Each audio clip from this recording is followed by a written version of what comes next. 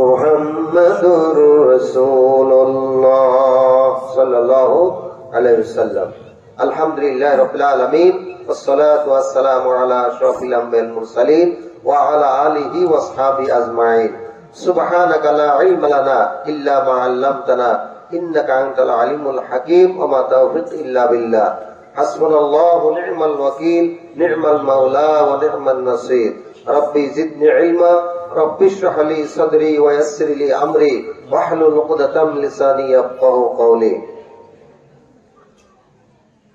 ৭৯তম ইসালে সওয়াব ও তাফসীরুল কোরআন মাহফিল মরহুম সেলিমউদ্দিন পীর সাহেব রহমতুল্লাহ আলাইহি তার বাড়ির আঙ্গিনায় আজকের এই মাহফিলের সম্মানিত সুযোগ্য সভাপতি সর্বজন শ্রদ্ধ জনাব মীর আসাদুজ্জামান বাদশাহ মিয়া সাহেব দামাত বরকতুল আলিয়া, আজকের মাহফিলের প্রধান পৃষ্ঠপোষক মরহুম সেলিমউদ্দিন পীর সাহেব রহমতুল্লাহ আলাইহি সাহেবজাদা বর্তমান পীর, আমার অত্যন্ত শ্রদ্ধাভাজন পরম শ্রদ্ধ চাচা আলহাজ সৈয়দ সিরাজুল ইসলাম চিশতি সাহেব আতাআল্লাহু ওয়া উমরাহু বারাকাল্লাহু ফি হায়াতি, বলেন আমিন। আজকের মাহফিলের দ্বিতীয় বক্তা বিশিষ্ট ইসলামী চিন্তাবিদ, ইসলামী অন্যতম গবেষক, আমার শ্রদ্ধেয় উস্তাদ হযরতুল আল্লাম জনাব আলহাজ মাওলানা মোহাম্মদ আনিসুর রহমান সাহেব, খলিফা ফুরফুরা দরবার শরীফ পাকশী ও জাতীয় পর্যায়ে দুইবার পুরস্কার প্রাপ্ত বিভাগীয় শ্রেষ্ঠ ইমাম আতাআল্লাহু উমরাহু ওয়া বারাকাল্লাহু ফি হায়াতি, আপনারা বলেন আমিন।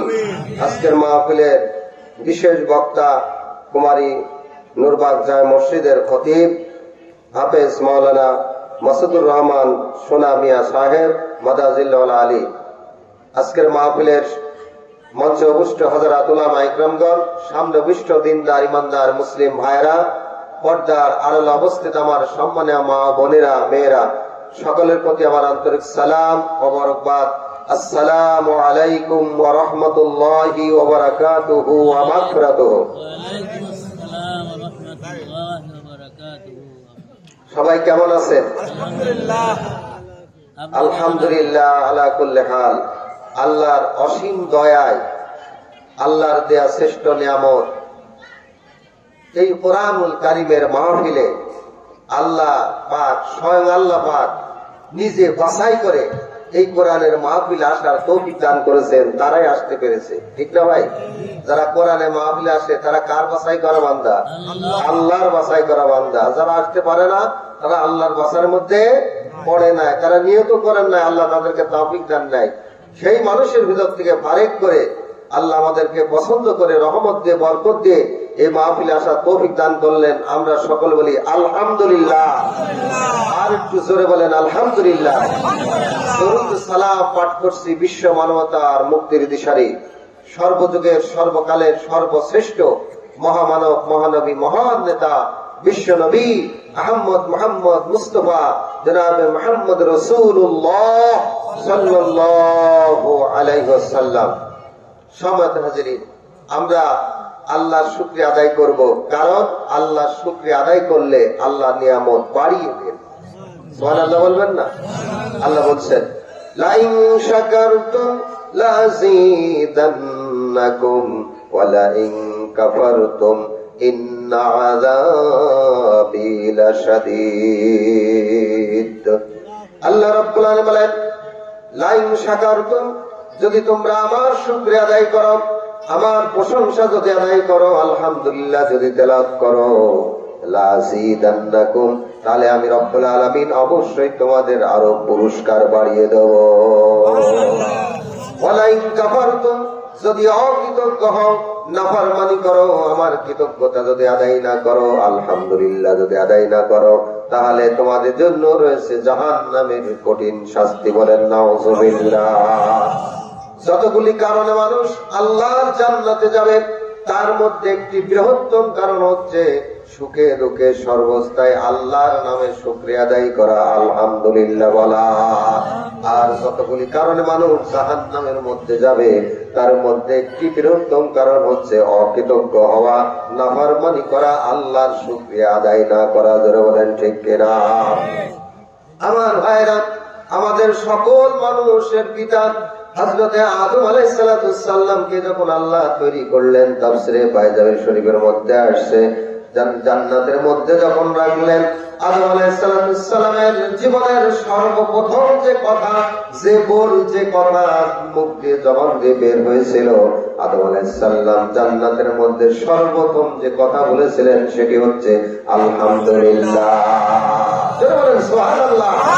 আল্লাহ রাব্বুল আলামিন বলেন, যারা জান্নাতের মধ্যে যারা যাবে, জান্নাতে তোয়ারিফিকা জান্নাতে প্রবেশ করার পরে আল্লাহর শুকরিয়া আলহামদুলিল্লাহ যারা বলেছিল, এভাবে আদম আলাইহিস সালামের সন্তান যারা দুনিয়াতে আল্লাহর শুকরিয়া আদায় করে যারা আলহামদুলিল্লাহ বলবে, এদেরকে আল্লাহ বাছাই করে যখন জান্নাতে প্রবেশ করাবে, এরাও জান্নাতে যাওয়ার সঙ্গে সঙ্গে তাদের মন থেকে প্রথম ভাষা হবে আলহামদুলিল্লাহিল্লাযী হাদানা লিহাযা। তখন জান্নাতীরা তারা বলবে আলহামদুলিল্লাহ, সেই আল্লাহর প্রশংসা যে আল্লাহ আমাদেরকে হেদায়েত করেছেন। আল্লাহ যদি হেদায়েত না করতেন তা আমরা হেদায়েত পাতাম না। জোরে বলেন আলহামদুলিল্লাহ। আল্লামা সুফিয়ান সাউরি রাহমাতুল্লাহ আলাইহি আলহামদুলিল্লাহ তাফসীর লিখতে গিয়ে বলেন, সূরা ফাতিহা শরীফের মধ্যে আসছে, তাফসীর ইবনে কাসির ইসলামিক ফাউন্ডেশন কর্তৃক প্রকাশিত এই তাফসীরের মধ্যে আসছে, আল্লামা সুফিয়ান সাউরি রাহমাতুল্লাহ আলাইহি তাফসীর করতে গিয়ে তিনি বলেন, আলহামদুলিল্লাহ যদি লিখতে হয়, আলহামদুলিল্লাহ যদি পড়তে হয়, এই আলহামদুর মধ্যে দুইটা শব্দ, আলহামদু একটা শব্দ, লিল্লাহ মানে আল্লাহর জন্য আল্লাহর একটা শব্দ, এই দুইটা শব্দ যদি লিখতে হয়, পড়তে হয়, তাহলে এই শব্দের মধ্যে 8টা অক্ষর ব্যবহার হয়, আলহামদুর মধ্যে 5টা, আর আল্লাহ শব্দের মধ্যে মাদ্দা মূল অক্ষর হচ্ছে 3টা। তাহলে 5 আর 3 কত হয়? 8 হয়। বলেন কত হয়? 5 আর 3 কত হয়? 8টা হয়। আলহামদুলিল্লাহর মধ্যে আলহামদুর মধ্যে 5টা, আর আল্লাহ শব্দের মধ্যে মূল অক্ষর মাদ্দা আছে 3টা, আলিফ লাম হা একসঙ্গে হয় ইলাহা। বলেন আলহামদুলিল্লাহ। তাহলে আল্লাহ শব্দের মূল অক্ষর হচ্ছে 3টা, আর আলহামদুর মধ্যে 5টা, 5 আর 3 8 হয়। যে ব্যক্তি সুখে দুঃখে সর্বস্থায় আল্লাহর শুকরিয়া আদায় করে আলহামদুলিল্লাহ যারা তেলাওয়াত করবে, কিয়ামতের ময়দানে আল্লাহ রাব্বুল আলামিন তাদের জন্য জান্নাতের 8টি দরজা খুলে দেবে। সবাই বলেন আলহামদুলিল্লাহ। যদি জিজ্ঞাসা করি ভাই কেমন আছে, অনেকে বলে ভাই আছি, কোনো রাখো বলে না, আলহামদুলিল্লাহ বলে না। আবার অনেকে বলে ভাই ইনশাআল্লাহ আছি, উনি মনে করে যেখানে ইনশাআল্লাহ বলি বরকত বেশি হবে না, ইনশাআল্লাহ আখেরি মোনাজাত করতে বসে থাকবো। ঠিক কিনা? কেমন আছে ইনশাআল্লাহ না, বলতে না আলহামদুলিল্লাহ। আলহামদুলিল্লাহ। জান্নাতে যেতে সবাই রাজি, যারা বলেন ঠিক কিনা? তো জান্নাতে যাওয়ার আগে জান্নাতে যাওয়ার যে আমল, সে আমল সর্বস্থায় বলতে হবে আলহামদুলিল্লাহ। আবার যদি জিজ্ঞাসা ভাই কেমন আছে, কাইকি যদি যাচ্ছে রক্ত বেরাচ্ছে তো বেরাচ্ছে না, এরকম কথা অনেকে বলে, যারা বলেন ঠিক কিনা? আমি আলমডাঙ্গা শহরে একদিন ঢোকলাম, ঢোকার পর এক পরিচিত ভাইকে সালাম দিয়ে জিজ্ঞাসা করছি ভাই কেমন আছেন, তো বলছে আগের মতন। কিসের মতন? আগের মতন। আগে যেমন ছিলাম আমি এখনো তেমন আছি। বলেন নাউজুবিল্লাহ। আবার আরেকজনকে জিজ্ঞেস করলাম ভাই কেমন আছেন, তো বলছে 2 টাকা নোটের মতো। বলেন নাউজুবিল্লাহ। এগুলো হচ্ছে অকৃতজ্ঞ, এগুলা কি আল্লাহর অকৃতজ্ঞ বান্দা, নাফরমান বান্দা। এজন্য সুখে দুঃখে সর্বস্থায় প্রশংসা আদায় করতে হবে কার? আল্লাহ। সবাই চিৎকার বলেন আলহামদুলিল্লাহ। কিয়ামতের ময়দানে আমাদের জন্য সকলকে জান্নাত ফেরেশতা জান্নাতুল ফেরদাউসের দরজা আমাদের জন্য উন্মুক্ত করে দেন। জোরে বলেন আমিন। আর জোরে বলেন আমিন। আমার ভাইরা আসুন, কোরআনুল কারীম থেকে একটি আয়াত তেলাওয়াত করেছি। আল্লাহ বলেন قد أفلح المؤمنون والذين هم في صلاتهم خاشعون والذين هم عن اللغو معرضون والذين هم للزكاة فاعلون والذين هم لفروجهم হাফিজুন। আল্লাহ রাব্বুল আলামিন বলেন কদ আফলাহাল মুমিনুন, অবশ্যই অবশ্যই মুমিনরা হচ্ছে সফল কাম হয়েছে, বলেন সুবহানাল্লাহ। তারা সফলতা লাভ করিতেছে বা করিবে, করিয়াছে, অবশ্যই তারা উত্তরাধিকারী সূত্রে জান্নাতে যাওয়ার উপযুক্ত হয়েছে, বলেন আলহামদুলিল্লাহ। তারা যারা ওয়াল্লাযীনা قد أفلح المؤمنون الذين هم في صلاتهم خاشعون, যারা নামাজের মধ্যে বিনয়ী নম্র খুশু ভাব অবলম্বন করে, একাগ্র চিত্তে যারা নামাজ আদায় করে, আল্লাহ রাব্বুল আলামিন তাদেরকে উত্তরাধিকারী সূত্রে জান্নাত দিয়ে দেবেন, বলেন সুবহানাল্লাহ। 10টা আয়াত একসঙ্গে নাযিল হয়। এই 10টা আয়াতের মধ্যে 7টা শিক্ষা আছে। এই 7টা শিক্ষা আমল যারা করবে, আল্লাহ রাব্বুল আলামিন তাদেরকে উত্তরাধিকারী সূত্রে জান্নাতুল ফেরদাউস দান করবে। সুবহানাল্লাহ বলবেন না? আল্লাহ রাসূল সাল্লাল্লাহু আলাইহি ওয়াসাল্লাম বলেন, ওয়া মা সাআলা আমার উম্মতিরা, তোমরা যখন আল্লাহর কাছে জান্নাতের প্রত্যাশা করবে, সাহায্য চাইবে, জান্নাতের জন্য আকাঙ্ক্ষা যখন করবে, তখন তোমরা জান্নাতুল ফেরদাউসের জন্য আকাঙ্ক্ষা করবে। কারণ জান্নাতুল ফেরদাউসটা এমন একটা জায়গা আসছে, তাফসীরে মারফুল কোরআনে আসছে, আল্লাহ রাব্বুল আলামিনের আরশ মহল্লা যে সুদা, আল্লাহ রাব্বুল আলামিনের ওয়াসিয়া কুরসিউস সামাওয়াতি ওয়াল আরদ, যে সুদা আল্লাহর কুরসি আছে, আরশ আছে, যে জায়গায় আল্লাহ সমসীন হয়, সেই আসরে সেই আসমানের উপরে সেই আরশের নিচ বরাবর যে জান্নাত, সেই জান্নাতটা হচ্ছে জান্নাতুল ফেরদাউস, সর্বোত্তম জান্নাত। জোরে বলেন সুবহানাল্লাহ। তোমরা সেই জান্নাত আল্লাহর কাছে প্রত্যাশা করবে, আকাঙ্ক্ষা করবে, দোয়া করবে, আল্লাহর কাছে প্রার্থনা করবে। জোরে বলেন আল্লাহুম্মা আমিন। সমাজ হাজিরিন, এই সূরা আল মুমিনুন এর প্রথম আয়াতের প্রথম আয়াতের শেষ শব্দ আল মুমিনুন শব্দ উল্লেখ আছে, সেদিক থেকে সূরাটির নামে নামকরণ করা হয়েছে সূরা আল মুমিনুন, বলেন সুবহানাল্লাহ। এটি 18 নম্বর পারা প্রথম সূরা আল মুমিনুন। আমি এখান থেকে 4টি আয়াত তেলাওয়াত করেছি। কি কারণে এই আয়াত নাজিল হলো, এর শানে কি মাইক কেন হচ্ছে, কেন শানে নুজুল বর্ণনা করতে গিয়ে 3টা শানে নুজুলের কথা বর্ণনা করা হয়েছে। আমার ভাইরা, মা আয়েশা সিদ্দিকা রাদিয়াল্লাহু তাআলা আনহা বলেন, আমিরুল মুমিনিন হযরত ওমর রাদিয়াল্লাহু তাআলা একদিন বলেন, মা আয়েশা সিদ্দিকা রাদিয়াল্লাহু তাআলা আনহাকে জিজ্ঞাসা করলেন, হে জগৎ জননী, আল্লাহ রাসূল সাল্লাল্লাহু আলাইহি সাল্লামের আদর্শ কেমন ছিল, তার চরিত্র কেমন ছিল, তার ব্যবহার কেমন ছিল, তার আখলাক কেমন ছিল, তার জীবন চরিত্র কেমন ছিল? মা আয়েশা সিদ্দিকা রাদিয়াল্লাহু তাআলা আনহা বললেন, হে আমিরুল মুমিনিন ওমর, আপনি কি কোরআন পড়েন নাই? গোটা কোরআনুল কারীমের মধ্যে বিশ্ব নবীর জীবন আদর্শ বর্ণনা করা হয়ে গেছে। আপনি কোরআন পড়েন, কোরআন থেকে বর্ণনা পেয়ে যাবেন। যারা বলেন ঠিক কিনা? একই প্রশ্ন হযরত ওমর রাদিয়াল্লাহু তাআলা আনহু আরেকদিন জিজ্ঞাসা করলেন, হে জগৎ জননী মা আয়েশা, আল্লাহ রাসূল সাল্লাল্লাহু আলাইহি ওয়াসাল্লামের জীবন চরিত্র কেমন ছিল? মা আয়েশা সিদ্দিকা রাদিয়াল্লাহু তাআলা আনহা বললেন, সূরা আল মুমিনুনের প্রথম থেকে 10টি আয়াত একসঙ্গে রাসূলের উপরে নাযিল হয়েছে। এই 10টি আয়াতের মধ্যে 7টি শিক্ষা আছে, 7টা আমল আছে। এই 7টি শিক্ষা, 7টা আমল হচ্ছে বিশ্ব নবীর আমল। এই 7টি আদর্শ হচ্ছে বিশ্ব নবীর জীবন আদর্শ। বলেন মারহাবা। খাদিমুন নবী হযরত আনাস রাদিয়াল্লাহু তাআলা আনহু বলেন, আমি 10টি বছর পর্যন্ত আল্লাহর নবীর বাড়িতে ছিলাম। 10টি বছরের মধ্যে নবীজি আমার সাথে কোনোদিন খারাপ আচরণ করেন নাই, দুর্ব্যবহার করেন নাই। আমার যদি কোনোদিন কোন অবস্থায় কাজ করতে যদি ভুল হয়ে যেত, নবীজি সে কাজটা নিজ হাতে করতেন আর বলতেন, আনাস এই কাজটা এভাবে সেভাবে করতে হয়। কখনো বকাঝকা করতেন নাই, আমাদেরকে কটূক্তি করেন নাই। নবীর বাড়ি 10টা বছর ছিলাম। যেবার আমার বিদায়ের পালা, নবীজিকে বললাম, ইয়া রাসূলুল্লাহ সাল্লাল্লাহু আলাইহি সাল্লাম, আপনার বাড়িতে 10টা বছর বন্ধ থাকলাম, এবার আমি আমার পিতামাতার কাছে চলে যাব। তবে আমার মনের বাসনা কামনা, এই যে 10টা বছর থাকলাম, একটা দিন যদি আপনি আমার বাড়িতে মেহমান হিসাবে যদি দাওয়াত কবুল করেন, আমার বাড়িতে বিশ্ব নবীর কলম ধুলি পড়বে, আমার বাড়িতে আল্লাহর বরকত নাযিল হবে। হযরত আনাস রাদিয়াল্লাহু তাআলা বলেন, আমি যখন রাসূলুল্লাহ সকল বলুন সাল্লাল্লাহু আলাইহি সাল্লামকে যখন দাওয়াত করলাম, আল্লাহ নবী সানন্দে দাওয়াত কবুল করলেন। একদিন মাগরিবের নামাজ আদায় করার পরে আমার বাড়িতে তাশরিফ আনলেন। হুজুরের জন্য হালাল খাদ্য খাবার, সুন্দর খাদ্য পরিবার তৈরি করলাম। নবীজি পূর্ণ তৃপ্তি সহকারে আমার বাড়িতে আহার করলেন। এশার নামাজের ওয়াক্ত হয়ে আসতেছে। আল্লাহ নবী বললেন, আনাস এবার আমি বাড়ি যাব। আমার বাড়িতে পৌঁছাতে হবে। আল্লাহ রাসূল সাল্লাল্লাহু আলাইহি সাল্লাম যখন কথা বললেন, আনাস রাদিয়াল্লাহু তাআলা বলে, ইয়া রাসূলুল্লাহ আপনাকে বাড়ি পর্যন্ত পৌঁছে দেব, চলুন। আল্লাহর নবী হযরত আনাস রাদিয়াল্লাহু তাআলা ঘর থেকে নামলেন, বাড়ির উঠানের মাঝখানে দাঁড়িয়ে আছেন।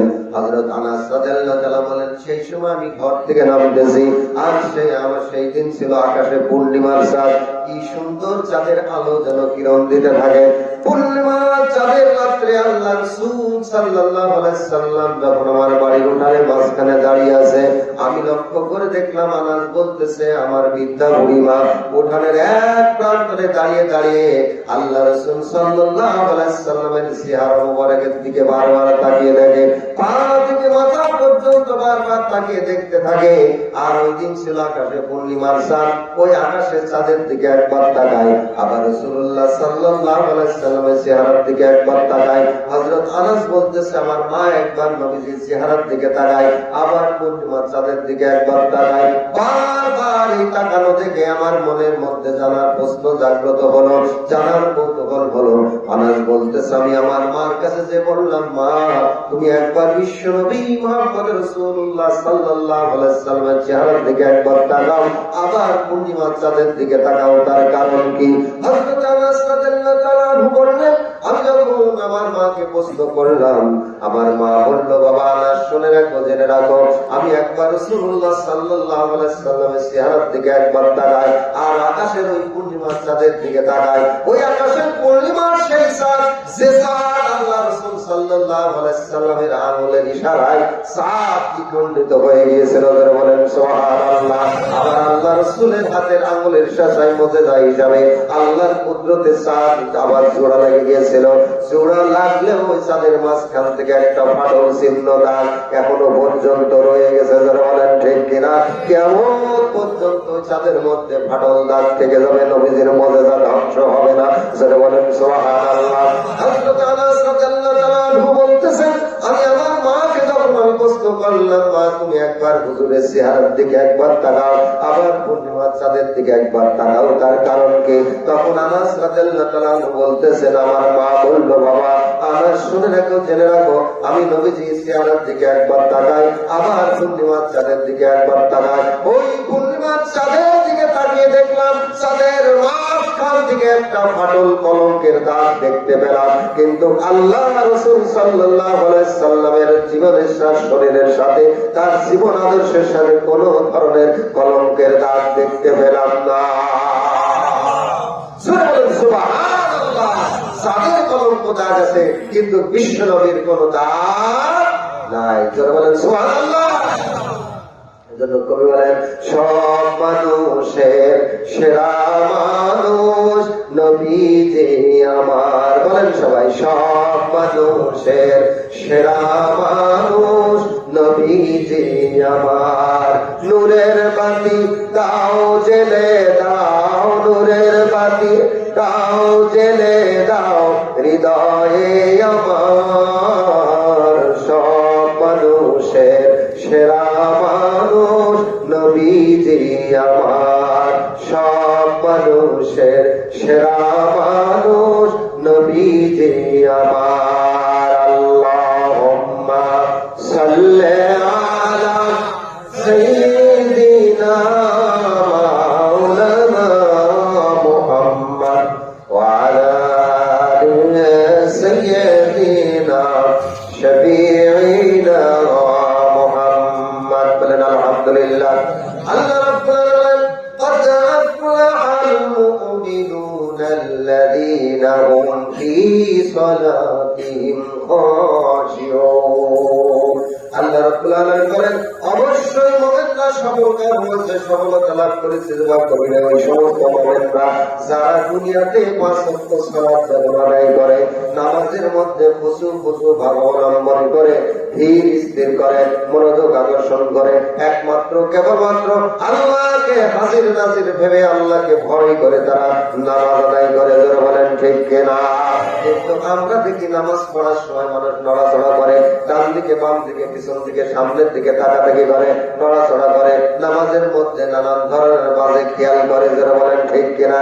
এক সময় সে কথা মনে পড়ে না, যেই নামাজে দাঁড়ায় সেই হারানো কথা মনে চলে আসে। যারা বলেন ঠিক কিনা? ইবলিস শয়তান ধোঁকা দিয়ে বোকা বানায় নামাজ থেকে অন্য মনস্ক করে দেয়। ওই ইবলিস শয়তানের ধোঁকা থেকে যে ব্যক্তি নিজেকে বাঁচালো আর নামাজের মধ্যে একাগ্র চিত্রে যারা নামাজ আদায় করলো, খুশু ভাবে যারা নামাজ আদায় করলো, আল্লাহ তাদের জন্য জান্নাতুল ফেরদাউস বরাদ্দ করে দিয়েছে। সুবহানাল্লাহ। এই নামাজের মধ্যে নানান ধরনের বাজে খেয়াল, বাজে চিন্তা আসা স্বাভাবিক, আসতেই পারে, আসবে। তারপর ওই চিন্তা থেকে যে ব্যক্তি নিজেকে সামলাতে পারবে তার জন্য নামাজ খুজু হবে আর তার জন্য জান্নাতুল ফেরদাউস পাবে। যারা বলেন সুবহানাল্লাহ। ইমাম গাজ্জালী রাহমাতুল্লাহ আলাইহি তার লেখা কিমায়ে সাদাতের লেখক ইমাম গাজ্জালী রাহমাতুল্লাহ আলাইহি তিনি তার কিতাবের মধ্যে লিখছেন যে 5 ওয়াক্ত নামাজ পড়তে গেলে 5টা কথা চিন্তা করে যদি নামাজে দাঁড়ায় তাহলে নামাজের মধ্যে খুশু ভাব অবলম্বন হবে, ইবলিস শয়তান তাকে ধোঁকা দিতে পারবে না। সেই 5টা কথা আমাদের জানা দরকার আছে না নাই? আমার ভাইরা যখন নামাজে দাঁড়ায় যাবেন 5টা কথা যখন চিন্তা করবে, 1 নম্বর চিন্তা করবে কিয়ামতের ময়দানে 30,000 বছরের রাস্তা পুলসিরাত পার করে জান্নাতে যেতে হবে। 1 নম্বর চিন্তা করবে যে আমি পুলসিরাতের উপরে দাঁড়ায় আছি। 2 নম্বর চিন্তা করবে যে আমার ডান দিকে আল্লাহর জান্নাত। 3 নম্বর চিন্তা করবে বাম দিকে জাহান্নাম। আর 4 নম্বর চিন্তা করবে আমার পিছন দিকে মালাকুল মউত হযরত আজরাইল আলাইহিস সালাম যা দাঁড়িয়ে আছেন, কখন হয়তো আমার জানটা কবজ করে নিতে পারে। এটাই আমার জীবনের শেষ সালাম, এবার আমার জীবনের শেষ রুকু, শেষ সিজদা, এটাই আমার জীবনের শেষ নামাজ। ধরে বলেন ঠিক কিনা? আর 5 নম্বর চিন্তা করবে আকাশের মালিক, জমিনের মালিক, কুল কায়নাতের মালিক আমার আল্লাহ রাব্বুল আলামিন। আমার মালিক আমার মনে যেমন মালিকের অধীনে কর্মচারী ডিউটিতে ভাগি দেয় না, আমি আমার মালিকের সামনে আমার মালিককে সেজদা দিতেছি, নাক কপাল দিয়ে জমিনের উপরে যখন সেজদা দিই, যদিও চাই নামাজের উপরে সেজদা দিই, যদিও কার্পেটের উপরে সেজদা দিই, যদিও টাইলসের উপরে সেজদা দিই, কিন্তু না মনে মনে চিন্তা করবেন না যে আমি টাইলসে সেজদা দিচ্ছি, আমি চাই নামাজের সেজদা দিচ্ছি। আমি আপনি চিন্তা করব এই আকাশের মালিক, জমিনের মালিক, কুল কায়নাতের মালিক আমার আল্লাহ রাব্বুল আলামিনের কুদরতের পার উপরে আমি মাথা নত করে সেজদা দিতেছি। এই চিন্তা করে সেজদা দিয়ে যতক্ষণ নামাজ আদায় করবে আর নামাজের মধ্যে ইহসান করবে যে আমি আল্লাহকে দেখার চেষ্টা করছি। লা তুদরিকুল আবসার, এই চক্ষু দিয়ে দেখা যায় না, অবুয়াইদরিকুল আবসার, আল্লাহ রাব্বুল আলামিন সবকিছু দেখতেছে। আমার রাব্বুল আলামিনকে আমি দেখার চেষ্টা করতেছি, এই চিন্তা করে নামাজের মধ্যে ইহসান করে। তাফসীর ইবনে কাসিরের মধ্যে আসছে যতক্ষণ পর্যন্ত সিজদার চিহ্নের দিকে যতক্ষণ পর্যন্ত নামাজি বান্দা তাকিয়ে থাকবে, যতক্ষণ সিজদার চিহ্নের দিকে তাকিয়ে থাকবে, যতক্ষণ স্বয়ং আল্লাহ তাআলা ওই নামাজি বান্দার দিকে আল্লাহ তাকিয়ে থাকবে, ততক্ষণ জোরে বলেন সুবহানাল্লাহ। সিজদার চিহ্নের দিকে তাকিয়ে থাকবে যতক্ষণ, স্বয়ং আল্লাহ তাকিয়ে থাকবে ততক্ষণ। সুবহানাল্লাহ বলেন। আল্লাহ যদি কোনো বান্দা বান্দির দিকে রহমতের দৃষ্টিতে তাকায় তার ভাগ্য খারাপ হয় না ভালো হয়?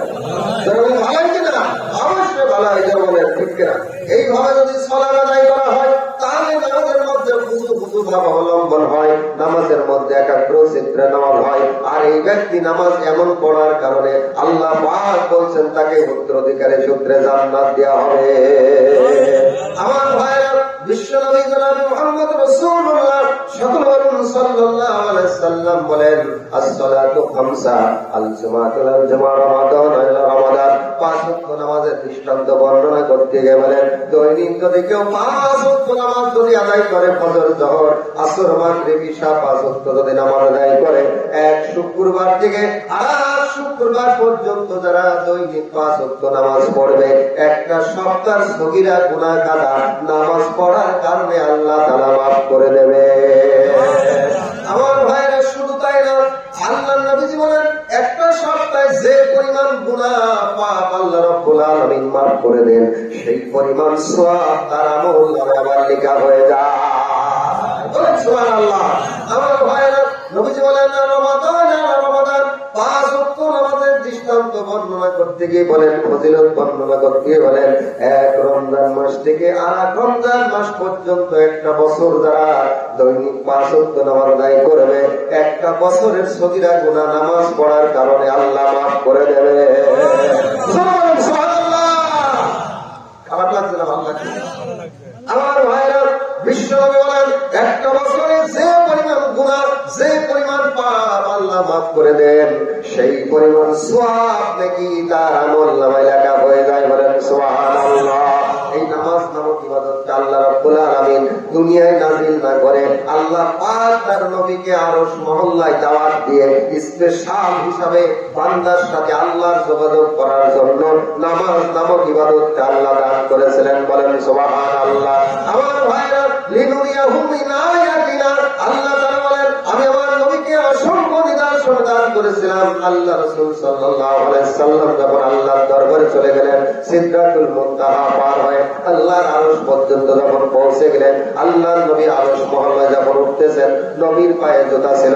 এমন সময় আল্লাহর নবী নিজের পা থেকে জুতা মোবারকটা খুলে আল্লাহর আরশ মহল্লায় যখন উঠতেছেন, তখন আমার নবীকে জানিয়ে দেওয়া হলো, হে রাসূলুল্লাহ ইয়া হাবিবাল্লাহ, আপনি আপনার পায়ের জুতা খুলবেন না, খুলবেন না। তার কারণ হচ্ছে আপনার পায়ের জুতার ধুলা নেওয়ার জন্য আমার আরশ আমার কাছে ফরিয়াদ করেছে। সুবহানাল্লাহ। আল্লাহ রাসূল সাল্লাল্লাহু আলাইহি ওয়াসাল্লাম যখন আল্লাহর আরশ মহল্লায় যখন উঠে গেলেন, আল্লাহ রাব্বুল আলামিনের সাথে কথোপকথন হলো। এক পর্যায়ে আল্লাহ তাআলা আল্লাহর নবীকে 50 ওয়াক্ত নামাজ দান করলেন। সর্বশেষ 5 ওয়াক্ত নামাজ আল্লাহ তাআলা দান করলেন। আর আল্লাহ রাসূল দুনিয়ায় ফিরে এসে বললেন, আমার উম্মতেরা তোমরা শুনে যাও, আল্লাহ তাআলা আমার উপরে 5 ওয়াক্ত নামাজ দান করেছিলেন। আল্লাহর দয়া হলো, আল্লাহর করুণা হলো, সেই 5 ওয়াক্ত নামাজ কমতে কমতে কমতে কমতে সর্বশেষ সেই 50 ওয়াক্ত নামাজ দান করেছিলেন। সেই 50 ওয়াক্ত নামাজ কমতে কমতে আল্লাহ সর্বশেষ 5 ওয়াক্ত দান করেছেন। বলেন মারহাবা। তবে শুনে রাখো, জেনে রাখো, সেই 50 ওয়াক্ত নামাজ আল্লাহ দান করেছিলেন, সেই 50 ওয়াক্ত নামাজ যদি ফরজ হতো, সেই 50 ওয়াক্ত নামাজ যদি পড়া হতো, পড়লে সেই 50 ওয়াক্ত নামাজ পড়লে যে সওয়াব যে নেকি দান করতেন, বর্তমানে 5 ওয়াক্ত নামাজ পড়লে বিনিময়ে 50 ওয়াক্তের সওয়াব তার আমলনামায় লেখা হয়ে যায়। সুবহানাল্লাহ। আল্লাহুম্মা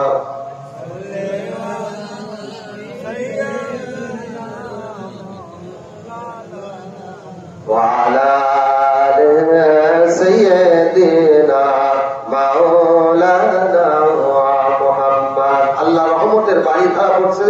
জিকির করলে অনেক সময় দেখা যায় আল্লাহ রহমত করেন, এটি জিকির করেন সুবহানাল্লাহ আলহামদুলিল্লাহ লা ইলাহা ইল্লাল্লাহ সুবহানাল্লাহ আলহামদুলিল্লাহ লা ইলাহা ইল্লাল্লাহ সুবহানাল্লাহ। জিকির করেন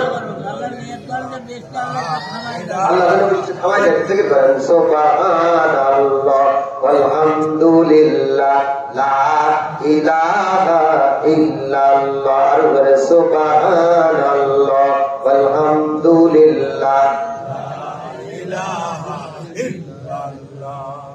সুবহানাল্লাহ আলহামদুলিল্লাহ লা ইলাহা ইল্লাল্লাহ সুবহানাল্লাহ আলহামদুলিল্লাহ লা ইলাহা ইল্লাল্লাহ সুবহানাল্লাহ আলহামদুলিল্লাহ লা ইলাহা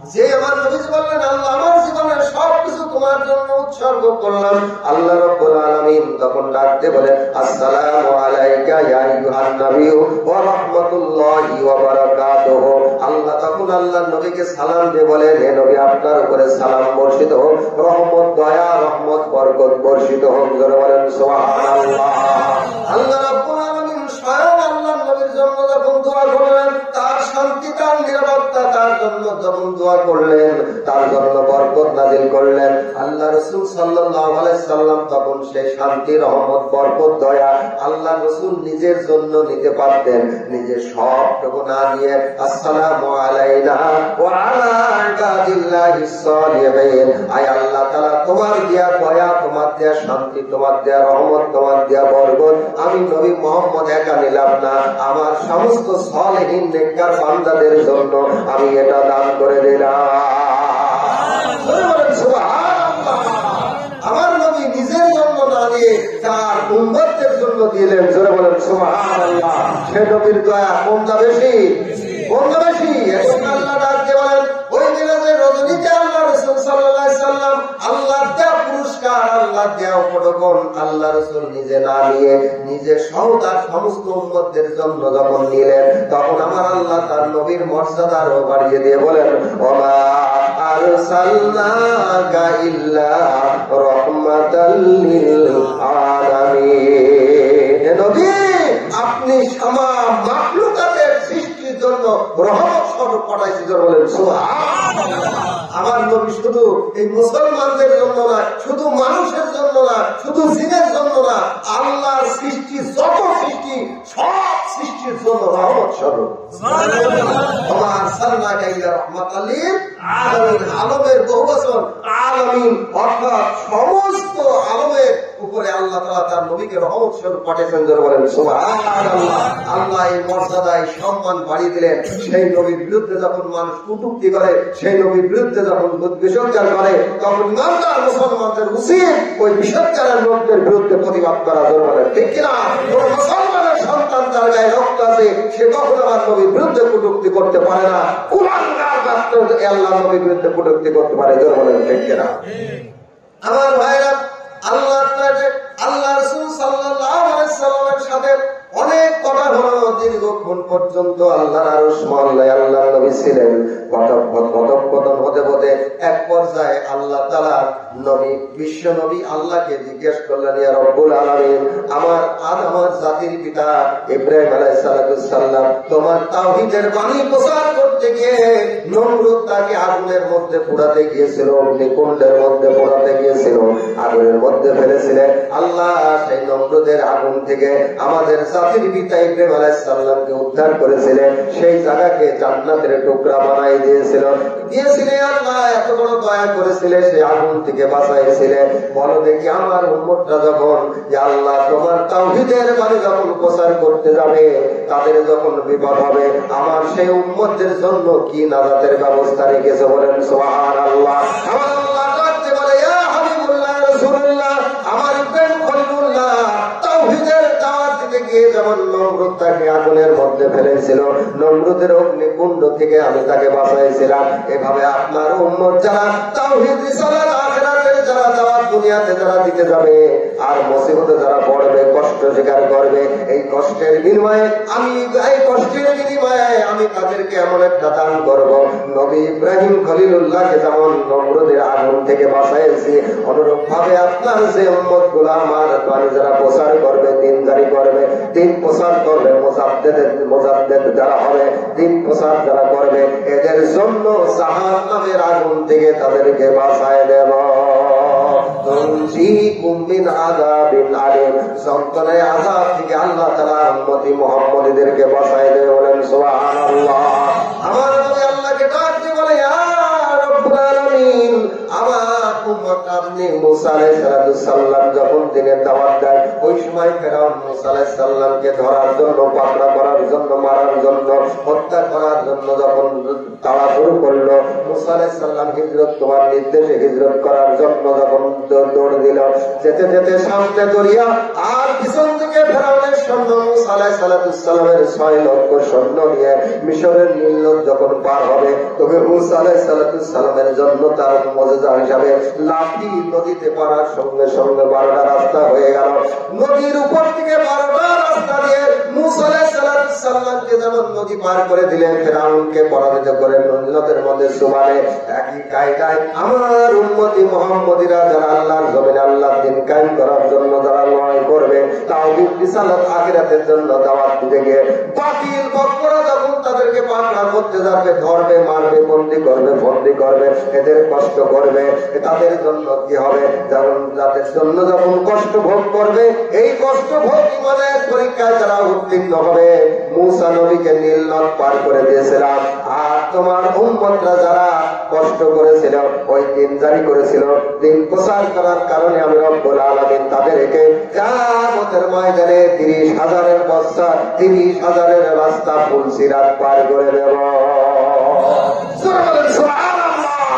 আমার ভাইরা, আল্লাহ রাসূল সাল্লাল্লাহু আলাইহি ওয়াসাল্লাম এবার যখন দুনিয়াতে মেরাজ থেকে যখন ফিরে আসবেন, তখন সাহাবীদেরকে বললেন, ও আমার সাহাবীরা, আল্লাহ রাব্বুল আলামিন তোমাদের উপরে 50 ওয়াক্ত নামাজ ফরজ করেছিল নামাজ, আল্লাহর দয়া হলো সর্বশেষ 5 ওয়াক্ত নামাজ দান করলেন। ওই 50 ওয়াক্ত নামাজ পড়লে যে সওয়াব হতো, বিনিময়ে 5 ওয়াক্ত নামাজ পড়লে বিনিময়ে 50 ওয়াক্তের সওয়াব দেওয়া হয়ে যায়।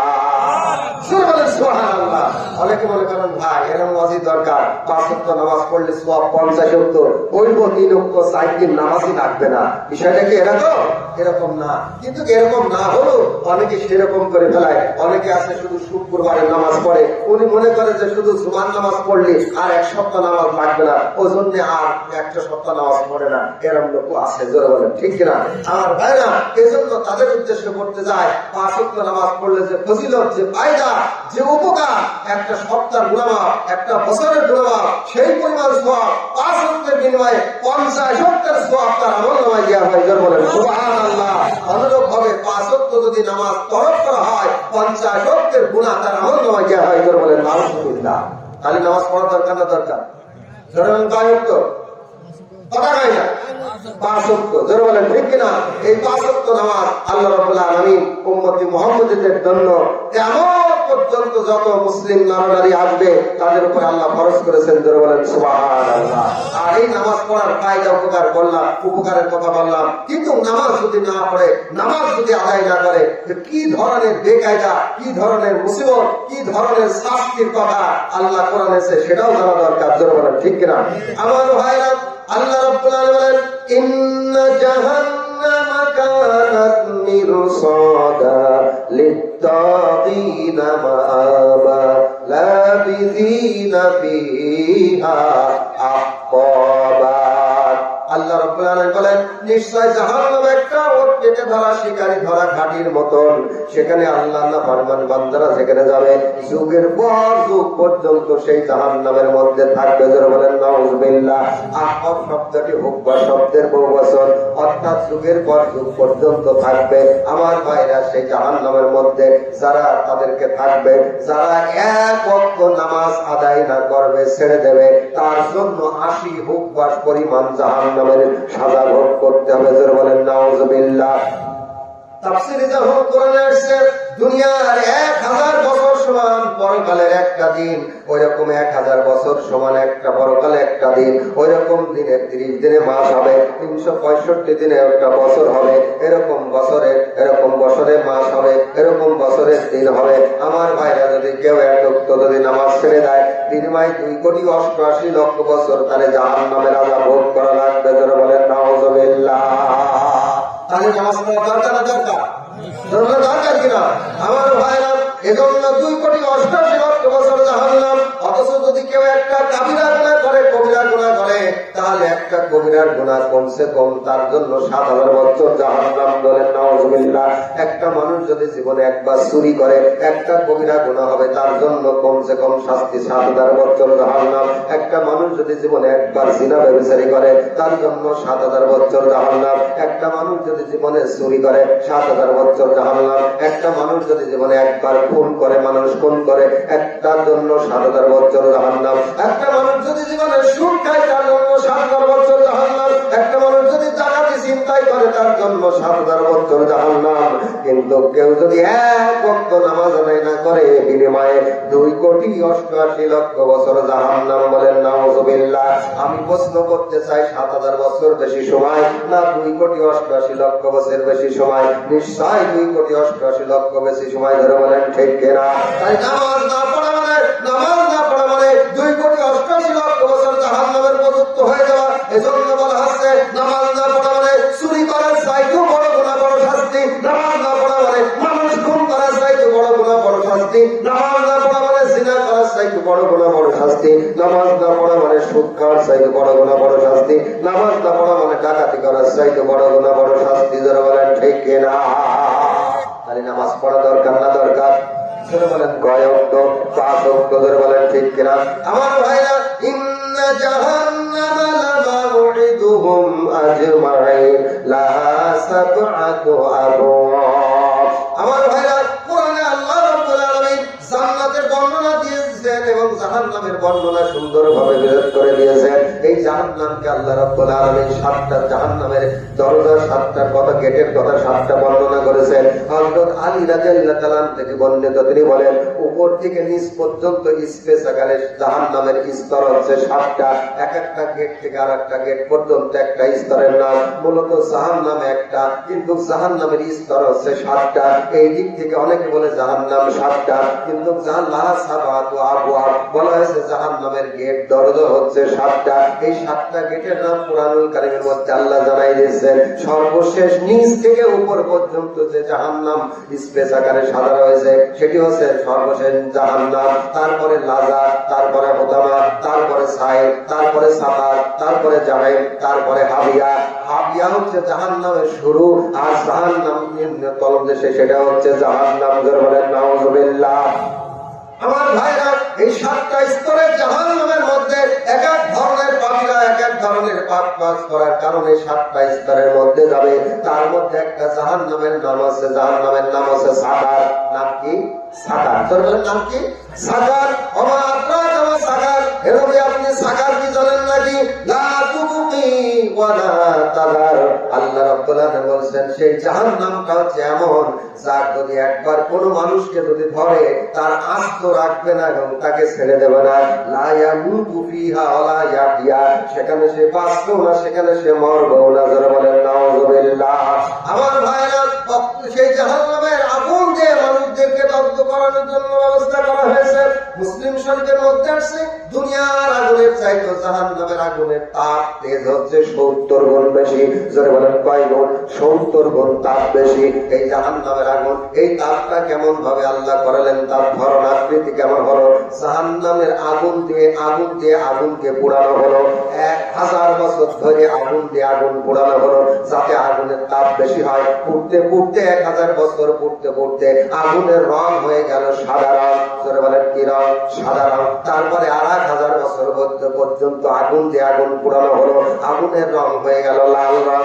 আবার 1000 বছর পর্যন্ত আগুন দিয়ে আগুন পোড়ানো হলো, আগুনের রং হয়ে গেল কালো রং।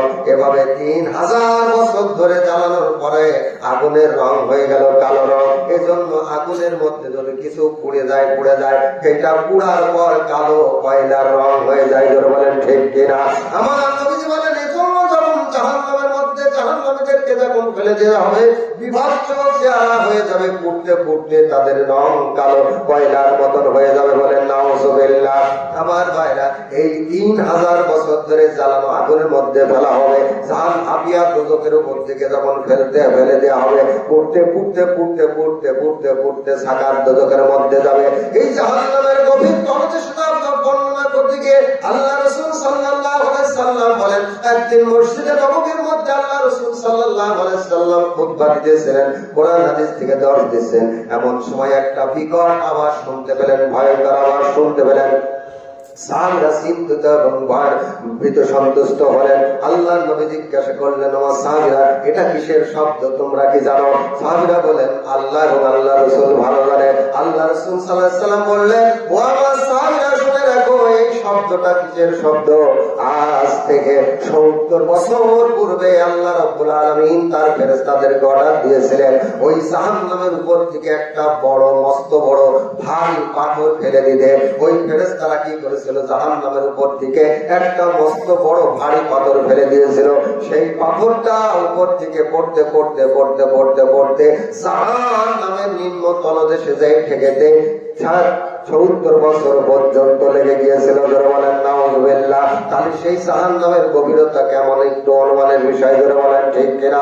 আমার ভাইরা 70 গুণ তাপ বেশি, 3000 বছর ধরে চালানো ওই গন্ধনে আগুনের মধ্যে যখন উল্টা করে উদ্যোগ করে জাহান্নামীদেরকে যখন ফেলে দেওয়া হবে, হাবিয়া দোজখ থেকে পুড়তে পুড়তে পুড়তে পুড়তে পুড়তে সাকার দোজখের মধ্যে যখন আসবে, দাও দাও করে তখন চলতে থাকবে।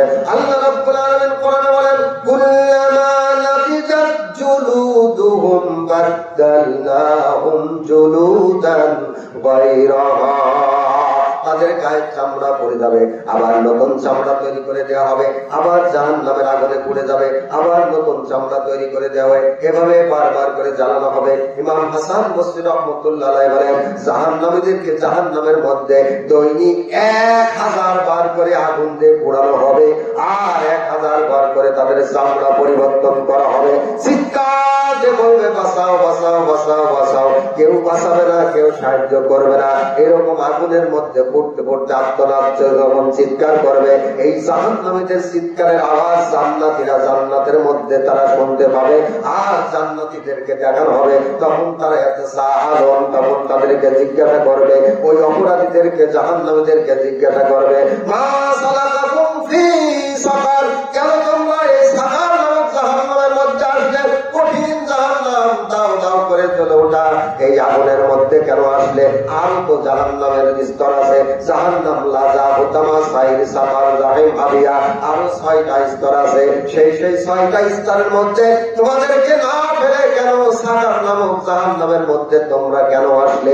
কি এমন অপরাধ করেছিলে? তখন ওই জাহান্নামীরা তখন বলবে, ক্বালু লাম নাকু মিনাল মুসাল্লিন, তখন তারা বলবে, আমরা নামাজ পড়তাম না, মুসল্লি ছিলাম না, এই জন্য আমরা সাকার দোজখে এসেছি। বলেন নাউযুবিল্লাহ। আমার ভাইরা, আল্লাহর কথা, নামাজ পড়বে না যারা, সাকার নামক জাহান্নামে যাবে তারা। করে বলেন ঠিক কিনা? সাকার দোজখে যাবে তারা, নামাজ পড়বে না যারা। তাহলে নামাজ পড়ার দরকার না দরকার? দরকার কিনা? তো সত্য। এরপর যখন ভাই আরাম হয়, হাই আলা সালাহ, ও মসজিদে সামনে দিয়ে বিড়ি টানতে টানতে যায় কলা, ও মসজিদে যায় না। আছে না নাই? আছে কিনা? মেরাজের রজনীতে আল্লাহ রাসূল সাল্লাল্লাহু আলাইহি সাল্লামকে যখন আলমে বারযাখের দৃশ্য যখন দেখানো হলো, তখন তিনি তাকিয়ে দেখলেন কিছু সংখ্যক লোককে জাহান্নামের পাথরের উপরে মাথা রেখে আর এক পাথর দিয়ে তাদের মাথা পিষানো হচ্ছে। মাথাগুলো ঘেনুগুলো বেরিয়ে যাচ্ছে, রক্ত পড়ে যাচ্ছে, ছিন্ন ভিন্ন হয়ে যাচ্ছে। আবার কিছুক্ষণ পর তাদের মাথা ভালো করে দেওয়া হচ্ছে, আবার পাথর দিয়ে তাদেরকে আঘাত করা হচ্ছে, আবার ভালো হয়ে যাচ্ছে, আবার পাথর উপরে মাথা দিয়ে মাথায় আঘাত করা হচ্ছে। তারা আত্মনাদ চিৎকার করতে থাকছে, বাঁচাও বাঁচাও। আমার নবী ডাকতে বলে, ভাই জিবরাইল, এরা কি এমন অপরাধ করেছে যে আগুন তাদের পাথরের বালিশের উপরে মাথা দিয়ে, তাদের পাথর দিয়ে তাদের মাথা পিষানো হচ্ছে? তার কারণ কি? জিবরাইল আলাইহিস সালাম ডাকতে বলে, ইয়া রাসূলুল্লাহ, ইয়া হাবিবাল্লাহ, এরা হচ্ছে এই সমস্ত লোক যারা দুনিয়াতে নামাজ আযানের আযান দেয়া হতো, আয়ালাস সালাহ আয়ালাল ফালাহ, আস-সালাতু খায়রুম মিনান নাওম, নামাজ ঘুম থেকে নামাজ পড়তো, তখন তারা বালিশে মাথা দিয়ে না থেকে ঘুমাতো, পাক পবিত্র হতো না, ফরজ গোসল পর্যন্ত করতো না, সকাল 10টা নামাজ ঘুম থেকে উঠতো না। এরা যেমন আরাম করে ব্যারাম করে বালিশে মাথা দিয়ে ঘুমে থাকতো নামাজ না পড়ে। এজন্য এদেরকে আজকে পাথরের বালিশের উপরে মাথা রেখে পাথর দিয়ে তাদের মাথা পিষানো হচ্ছে। বলেন নাউযুবিল্লাহ। কঠিন আযাব এই নামাজ না পড়ার কারণে। জোরে বলেন ঠিক না? এজন্য নামাজ পড়া দরকার না দরকার? যারা এই খুশু ভাব অবলম্বন করে, যারা 5 ওয়াক্ত যারা নামাজ আদায় করবে, আল্লাহ রাব্বুল আলামিন বিনিময়ে قد أفلح المؤمنون الذين هم في صلاتهم خاشعون, আল্লাহ রাব্বুল আলামিন তাদের উত্তরাধিকারী সূত্রে জান্নাত দিয়ে দেবেন। জোরে বলেন সুবহানাল্লাহ। আর জোরে বলেন সুবহানাল্লাহ। অনেকে বলে নামাজ না পড়লে আমার ইমান ঠিক আছে, বলে না? বলে কিনা? নামাজ পড়ে না, মসজিদে যায় না, হুজুরদের দেখলে টিটকারি করে, গালিগালাজ করে, কিন্তু বলে যে নামাজ না পড়লে আমার ইমান ঠিক আছে। আল্লাহ রাসূল সাল্লাল্লাহু আলাইহি ওয়াসাল্লাম বলেন লা দিনা লিমান লা সালাতা লাহু, যার নামাজ নেই তার ইমান নেই। ইমান আছে যা, নামাজ আছে যা, ইমান নেই যা, নামাজ নেই যা। ঠিক কিনা? যদি কেউ বলে নামাজ না পড়লে আমার ইমান ঠিক আছে, আমি বলি ইমান থাকলে তো ঠিক থাকবে, ইমান থাকলে মসজিদে যেত, ইমান নেই বলে চাই না। কথা ঠিক করে ঠিক আল্লাহ এরকম লোক কিছু আছে যে নামাজ না পড়লে আমার ইমান ঠিক আছে, এরকম কথা বলে, আপনারা তাদের কথা শুনবেন না। ক্বালা আলাইহিস সালাতু সাল্লাম সাল্লু কামা রাআইতুমুনি উসাল্লি। আল্লাহ রাসূল সাল্লাল্লাহু আলাইহি ওয়াসাল্লাম বলেন তোমরা নামাজ পড়ো যেভাবে, তোমরা সেইভাবে, যেভাবে আমি রাসূলুল্লাহকে নামাজ পড়তে দেখেছো সেইভাবে নামাজ পড়ো। জোরে বলেন সুবহানাল্লাহ। আল্লাহ রাব্বুল আলামিন যেন আমাদেরকে সেইভাবে নামাজ পড়ার তৌফিক দান করেন। জোরে বলেন আমিন। এবার আল্লাহ রাব্বুল আলামিন বলেন ওয়াল্লাযীনা হুম আনিল লাগবি মুরিদুন। আর 2 নম্বর শর্ত যারা পূরণ করবে, যারা যখন কথা বলবে তখন তারা অনর্থক বাজে উক্তি থেকে নিজেদের জবানকে হেফাজত করবে। আল্লাহর বিরুদ্ধে, আল্লাহ রাসূলের বিরুদ্ধে, কোরআনের বিরুদ্ধে, হাদিসের বিরুদ্ধে, আলেম ওলামাদের বিরুদ্ধে, পীর মাশায়েখদের বিরুদ্ধে, ইসলামী আন্দোলন লোকদের বিরুদ্ধে, দিন যারা মুজাদ্দিদ, যারা দিন জারি করে, দিন প্রচার করে, নাইবে নবী, নাইবে রাসূলদের বিরুদ্ধে কোনো কথা বলবে না। জোরে বলেন ঠিক কিনা? ইসলামের পক্ষে, দ্বীনের পক্ষে, আল্লাহর পক্ষে, রাসূলের পক্ষে, আলেম ওলামার পক্ষে কথা বলবে যারা, উত্তরাধিকারী সূত্রে জান্নাতে যাবে যারা, আর আল্লাহর বিপক্ষে, আল্লাহ রাসূলের পক্ষে, দিন ইসলামের বিপক্ষে কথা বলবে যারা, বিনা হিসাবে জাহান্নামে যাবে তারা। জোরে বলেন ঠিক কিনা? আল্লাহ বলেন ঠিক কিনা? এজন্য এমন কোন কথা বলা যাবে না যে কথা বলার কারণে আমার আল্লাহ নারাজ হয়, এমন ক্রীড়া পটু উদ্ধতি মিথ্যা বানোয়াটি কথা বলা যাবে না। যারা এই সমস্ত কথা থেকে নিজের জবান থেকে সবসময় সদা সত্য কথা বলবে, ইসলামের কথা বলবে, আল্লাহ পাক তাদের অধিকার সূত্রে জান্নাত দেবেন। জোরে বলেন সুবহানাল্লাহ। ওয়াল্লাযীনা হুম লিয-যাকাতি ফাইলুন। আল্লাহ রাব্বুল আলামিন বলেন উত্তরাধিকারী সূত্রে তাদেরকে জান্নাত দেওয়া হবে। যারা, যাদের উপরে যাকাত ফরজ হয়েছে, যারা যাকাত আদায় করবে, যারা উত্তরাধিকারী সূত্রে জান্নাতে যাবে তারা। বলেন সুবহানাল্লাহ। আল্লাহ কোরআনে যত জায়গায় নামাজের কথা বলেছেন, তত জায়গায় যাকাতের কথা বলেছেন।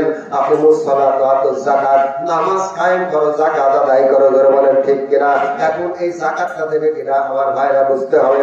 আল্লাহ রাসূল সাল্লাল্লাহু আলাইহি ওয়াসাল্লাম বলেন ক্বালা আলাইহিস সালাতু ওয়াসসালাম বুনিয়াল ইসলামু আলা খামসিন শাহাদাতি আল্লা ইলাহা ইল্লাল্লাহ ওয়া আন্না মুহাম্মাদান আবদুহু ওয়া রাসূলুহু ওয়া ইকামিস সালাত ওয়া ইতাজ যাকাত ওয়াল হজ্জি সাওমি রমাদান। মুত্তাফাকুন আলাইহি রাওয়াহুল বুখারী রাওয়াহুল মুসলিম। হযরত রাসূলুল্লাহ সাল্লাল্লাহু আলাইহি ওয়াসাল্লাম বলেন ইসলামের বুনিয়াদ হচ্ছে 5টি, তার মধ্যে কালেমা পড়া লা ইলাহা ইল্লাল্লাহ মুহাম্মাদুর রাসূলুল্লাহ, আল্লাহ ব্যতীত কোনো মাবুদ নাই, মুহাম্মদ সাল্লাল্লাহু আলাইহি ওয়াসাল্লাম আল্লাহর রাসূল। এই কথা যারা সাক্ষ্য দেবে, হুমাম মাতা ওয়া হুয়া ইয়ালামু আন্নাহু লা ইলাহা ইল্লাল্লাহ ফাতাকালাল জান্নাত। আল্লাহ নবী বলেন মান মাতা ওয়া হুয়া ইয়ালামু, মৃত্যুর পূর্বে যারা ঘোষণা করবে মৃত্যু কখন হবে কেউ জানে না, এজন্য এনি টাইম সব সময় যারা ঘোষণা করবে আল্লাহ ব্যতীত কোনো মাবুদ নাই, মুহাম্মদ সাল্লাল্লাহু আলাইহি ওয়াসাল্লাম আল্লাহর রাসূল, এই কলেমা জারি অবস্থায় যারা মৃত্যুবরণ করবে বেশক তারা আল্লাহর জান্নাতে প্রবেশ করবে। তাও সুবহানাল্লাহ বললেন, আরো বলেন সুবহানাল্লাহ। আমাদের জন্য আল্লাহ তাআলা আমাদের জবানে মৃত্যুর সময় আমাদের জীবনের জবানে কলেমা তৈয়ব যেন জারি রাখে। জোরে বলেন আমিন। আমার ভাইরা ইকামিস সালাত ওয়া ইতাজ যাকাত, নামাজ কায়েম করবে, যাকাত আদায় করবে, ওয়াল হজ্জি সাওমি রমাদান, এবং হজ আদায় করবে, আর রমজান শরীফের রোজা রাখবে। জোরে বলেন ঠিক কিনা? আরে 52 তোলা রৌপ্য পরিমাণ সম্পদ যদি কারোর কাছে গচ্ছিত থাকে, তাহলে একটা বছর অতিবাহিত হওয়ার পর তার উপরে শতকরা 2.5% হারে যাকাত দেওয়া ফরজ। জোরে বলেন ঠিক কিনা? আমি স্বর্ণ অলংকার জুয়েলার্সের দোকানে খোঁজ নিয়ে দেখেছিলাম যে আনুমানিক কারোর কাছে যদি 55,000 থেকে 60,000 টাকার মালিক যদি হয়, নিম্নে 60,000 টাকার মালিক যদি হয়, 1 বছর পর যদি ওই 60,000 মালিক যদি হয়ে থাকে, তার কাছে থাকে ব্যবসায়ী সম্পদ, মাল সম্পদ, তাহলে তার উপর যাকাত দেওয়া ফরজ, আদায় করা ফরজ। জোরে বলেন ঠিক কিনা? এরা তো কত লোকের কাছে আছে, কিন্তু অনেকে যাকাত দেয় না, নামাজ পড়ে যাকাত দেয় না, আবার অনেক আছে যাকাত দেয় সুষ্ঠু ভাবে বুঝে দেয় না, অথচ নামাজ পড়ে না, এরকম আছে। জোরে বলেন ঠিক কিনা? দুইটা পাশাপাশি বিধান, নামাজও পড়তে হবে, জাকাতও দিতে হবে যদি উপযুক্ত হয়। কিন্তু নামাজ পড়লো জাকাত দিল না, আবার জাকাত দিল নামাজ পড়লো না, এই অবস্থায় জান্নাতে যাওয়া সম্ভব নয়। আল্লাহ তাদেরকে দান করবে যারা খুশু খুশু ভাবে যারা নামাজ আদায় করবে এবং বুঝে সঠিক বিচার করে যারা আল্লাহ রাস্তায় জাকাত দান করবে, আল্লাহ তাদেরকে উত্তরাধিকারী সূত্রে জান্নাত দেবে। জোরে বলেন সুবহানাল্লাহ। জান্নাতে যাওয়ার চতুর্থ নম্বর যারা নিজেদের যৌন অঙ্গকে যারা হেফাজত করবে, লজ্জাস্থানকে যারা হেফাজত করবে, আল্লাহ রাব্বুল আলামিন তাদেরকে উত্তরাধিকারী সূত্রে জান্নাত দেবেন। জোরে বলেন সুবহানাল্লাহ। এজন্য আল্লাহ রাসূল সাল্লাল্লাহু আলাইহি ওয়াসাল্লাম বলেন, যে ব্যক্তি তার লজ্জাস্থান এবং তার মুখকে যে ব্যক্তি হেফাজত করবে, আমি রাসূলুল্লাহ তার জন্য জান্নাতের জামিনদার হয়ে যাব। জোরে বলেন মারহাবা। আমার ভাইরা, character is lost, everything is lost. যার চরিত্র না তাই কিছু নাই। চরিত্র টাকা হারিয়ে গেলে পাওয়া যায়, পয়সা হারিয়ে গেলে পাওয়া যায়, স্বাস্থ্য হারিয়ে গেলে ফেল পাওয়া যায় চিকিৎসার মাধ্যমে। কিন্তু একবার যদি সেটা ব্যবসায়ী করে, কোশ্চিন কালেও তার চরিত্র আর ফিরে পাওয়া যাবে না। জোরে বলেন ঠিক কিনা? আমার ভাইরা, আল্লাহ রাসূল সাল্লাল্লাহু আলাইহি ওয়াসাল্লামের জেনাকারীদেরকে ভর্ৎসনা করে বলেন, আল্লাহ স্বয়ং নিজের কোরআনে মিরাজের রজনীতে আয়াতটা নাযিল করে নবীকে জানাই দিলেন 14টা দফা। সেই 14টা দফার মধ্যে একটা দফা, লা তাকরাবুজ জিনা। জিনা করা তো দূরের কথা, জিনার নিকটবর্তী হয় না। ওয়াসা সাবিলা, এই কাজটি সবচাইতে জঘন্যতম অপরাধ। করে বলেন নাউযুবিল্লাহ। যারা জীবনে একবার জিনা করবে, বহুবার যারা জিনা ব্যবচারী করবে, জিনাকারী পুরুষ আর জিনাকারী নারীদেরকে কিয়ামতের ময়দানে উলঙ্গ অবস্থায় তাদেরকে ল্যাংটা অবস্থায় দাঁড় করে দেওয়া হবে। তাদের যৌনাঙ্গ থেকে জ্বালাময়ী পুষ রক্ত বেরোতে থাকবে আর চিৎকার করতে থাকবে, বাঁচাও বাঁচাও বাঁচাও, ওমা লাহুম মিন নাসিরিন। কেউ তাদের সাহায্য করবে না। এভাবে একদিন নাই, 2 দিন নাই, 50,000 বছর পর্যন্ত কিয়ামতের ময়দানে দাঁড়িয়ে থাকবে। আর ওই জেনাকারী নারী পুরুষের লজ্জাস্থান থেকে জ্বালাময়ী পুষ রক্ত বেরোতে থাকবে। বলেন নাউযুবিল্লাহ। এই জন্য আল্লাহ তাআলা কোরআন বলেন, লা তাকরাবুজ জিনা। জিনা করা তো দূরের কথা, জিনার নিকট করতে যায় না। জোরে বলেন ঠিক কিনা? আমার ভাইরা, একটা পুরুষ একটা নারী কখন জিনার দিকে যায়, out of sight out of mind. চোখের আড়াল হলে মনের আড়াল হয়। একটা নারী যখন তার সৌন্দর্য রূপ লাবণ্য সুন্দর চেহারা নিয়ে যখন রাস্তাঘাটে চলাফেরা করে, ওই সৌন্দর্যের নারীর দিকে যখন কোন যুবকের চোখ চলে যায়, দেখার সঙ্গে সঙ্গে ইবলিস শয়তান ওয়াসওয়াসা দেয় আর যুবকের মনের মধ্যে নানান কঠিন শব্দ, নানান ধরনের কুমন্ত্রণা দেয়, তার মধ্যে জিনার উদ্বেগ সুরসুরি দেয়। ধরে বলেন ঠিক কিনা? এজন্য আল্লাহ রাব্বুল আলামিন নারী সমাজদেরকে এবং পুরুষ সমাজদেরকে পর্দার ব্যবস্থা করেছেন, পর্দা করার কথা বলেছেন। আল্লাহ রাসূল সাল্লাল্লাহু আলাইহি সাল্লামের প্রিয় জামাতা আলীকে ডাক দিয়ে একদিন আল্লাহ নবী বলেছেন, ও আলী, যখন তুমি রাস্তাঘাট দিয়ে অন্য কোথাও যখন রওনা হবা, যদি কোনো মহিলার দিকে তোমার একবার চোখ চলেও যায়, তাহলে সঙ্গে সঙ্গে তোমার চোখটা ফিরে নিয়ে আসবা। দ্বিতীয়বার মাথা তুলে কোনো নারীর দিকে তাকাবা না। করে বলেন সুবহানাল্লাহ। একবার যদি কোনো মহিলার দিকে চোখ চলেও যায়, 2বার আর তাকানো যাবে না। জোর বলেন ঠিক কিনা? কিন্তু এই কথাটা অনেক যুবক ভাইরা মনে করে, যদি একবার মেয়ে লোকের দিকে চোখ চলেও যায়, 2বার যদি তাকানো না যায়, তো একবার তাকাবো তো তাকি থাকবো। বিষয়টা এরকম হয় না? হয় না? এরকম হয়, এরকম তাকি থাকে। জোর বলেন নাউযুবিল্লাহ। আমার ভাইরা, ওই চোখ জাহান্নামের আগুনে জ্বলবে না। যে চোখ আল্লাহর ভয়ে চোখ দিয়ে পানি বেরায়, যে চোখ দিয়ে আল্লাহর ভয় কন্দন করে, যে চোখ দিয়ে পানি বেরায়, ওই চোখ কিয়ামতের ময়দানে জ্বলবে না। আর যে চোখ আল্লাহর রাস্তায় আল্লাহর জমিনে দিন কায়েম করার জন্য সারা রাত দাঁড়িয়ে পাহারা দেয়, আল্লাহর জমিনে আল্লাহর দিন কায়েম করার জন্য, ওই জাগ্রত চোখ জাহান্নামের আগুনে চলবে না। আর ওই চোখ জাহান্নামের আগুনে চলবে না যে লোক তারা জানা সত্য দেখা সত্ত্বেও কোন মহিলার দিকে তাকাতাকি করবে না।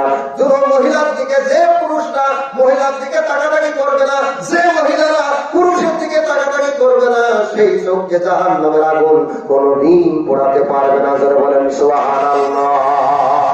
এজন্য আমার ভাইয়ের পর্দার ব্যাপারে বলা হয়েছে, কুল্লিল মুমিনিনা ইয়াগুদ্দু মিন আবসারিহিম ওয়া ইয়াহফাযু ফুরুজাহুম যালিকা আযকা লাহুম। আল্লাহ রাব্বুল আলামিন বলেন, ও মুমিন পুরুষরা, তোমরা পর স্ত্রী পর নারী থেকে তোমাদের চক্ষুকে আড়াল করো, তোমাদের চক্ষুকে নিম্নগামী করো, কোন মহিলার দিকে তাকা থেকে দেখা দেখি করবে না। এই কাজটি তোমাদের জন্য অতি উত্তম। জোরে বলেন সুবহানাল্লাহ।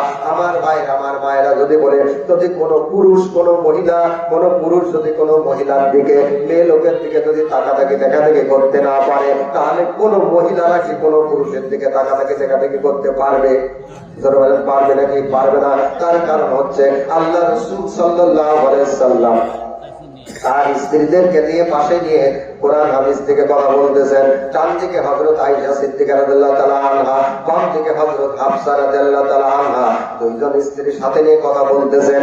এমন সময় আল্লাহ রাসূলের একজন সাহাবী হযরত আব্দুল্লাহ ইবনে উম্মে মাকতুম রাদিয়াল্লাহু তাআলা আনহু এসে বলছে, আসসালাতু ওয়াসসালামু আলাইকা ইয়া রাসূলুল্লাহ, বলে বাড়ির ভিতরে প্রবেশ করার অনুমতি চাইলেন। আল্লাহ রাসূল সাল্লাল্লাহু আলাইহি সাল্লাম উম্মে মাকতুমকে প্রবেশের অনুমতি দান করলেন।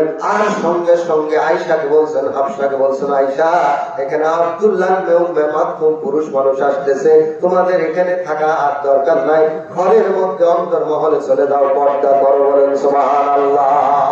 পর পুরুষ এসেছে, এখন তোমাদের আর থাকা যাবে না, ঘরের মধ্যে যাও। তখন আয়েশা সিদ্দিকা রাদিয়াল্লাহু তাআলা বলছেন, ইয়া রাসূলুল্লাহ, আমাদেরকে পর্দার কথা বলছেন, যার কথা বলছেন ও তো আব্দুল্লাহ ইবনে উম্মে মাকতুম, ও তো সে তো অন্ধ, জন্মান্ধ, ও কানা, ও চোখে দেখতে পারে না, আমরা মহিলা, আমাদের তো দেখতে পাচ্ছে না, তো তার সামনে আবার কেমন করে পর্দা করবো? কথাটা যুক্তি ঠিক আছে, জোরে বলেন ঠিক কিনা?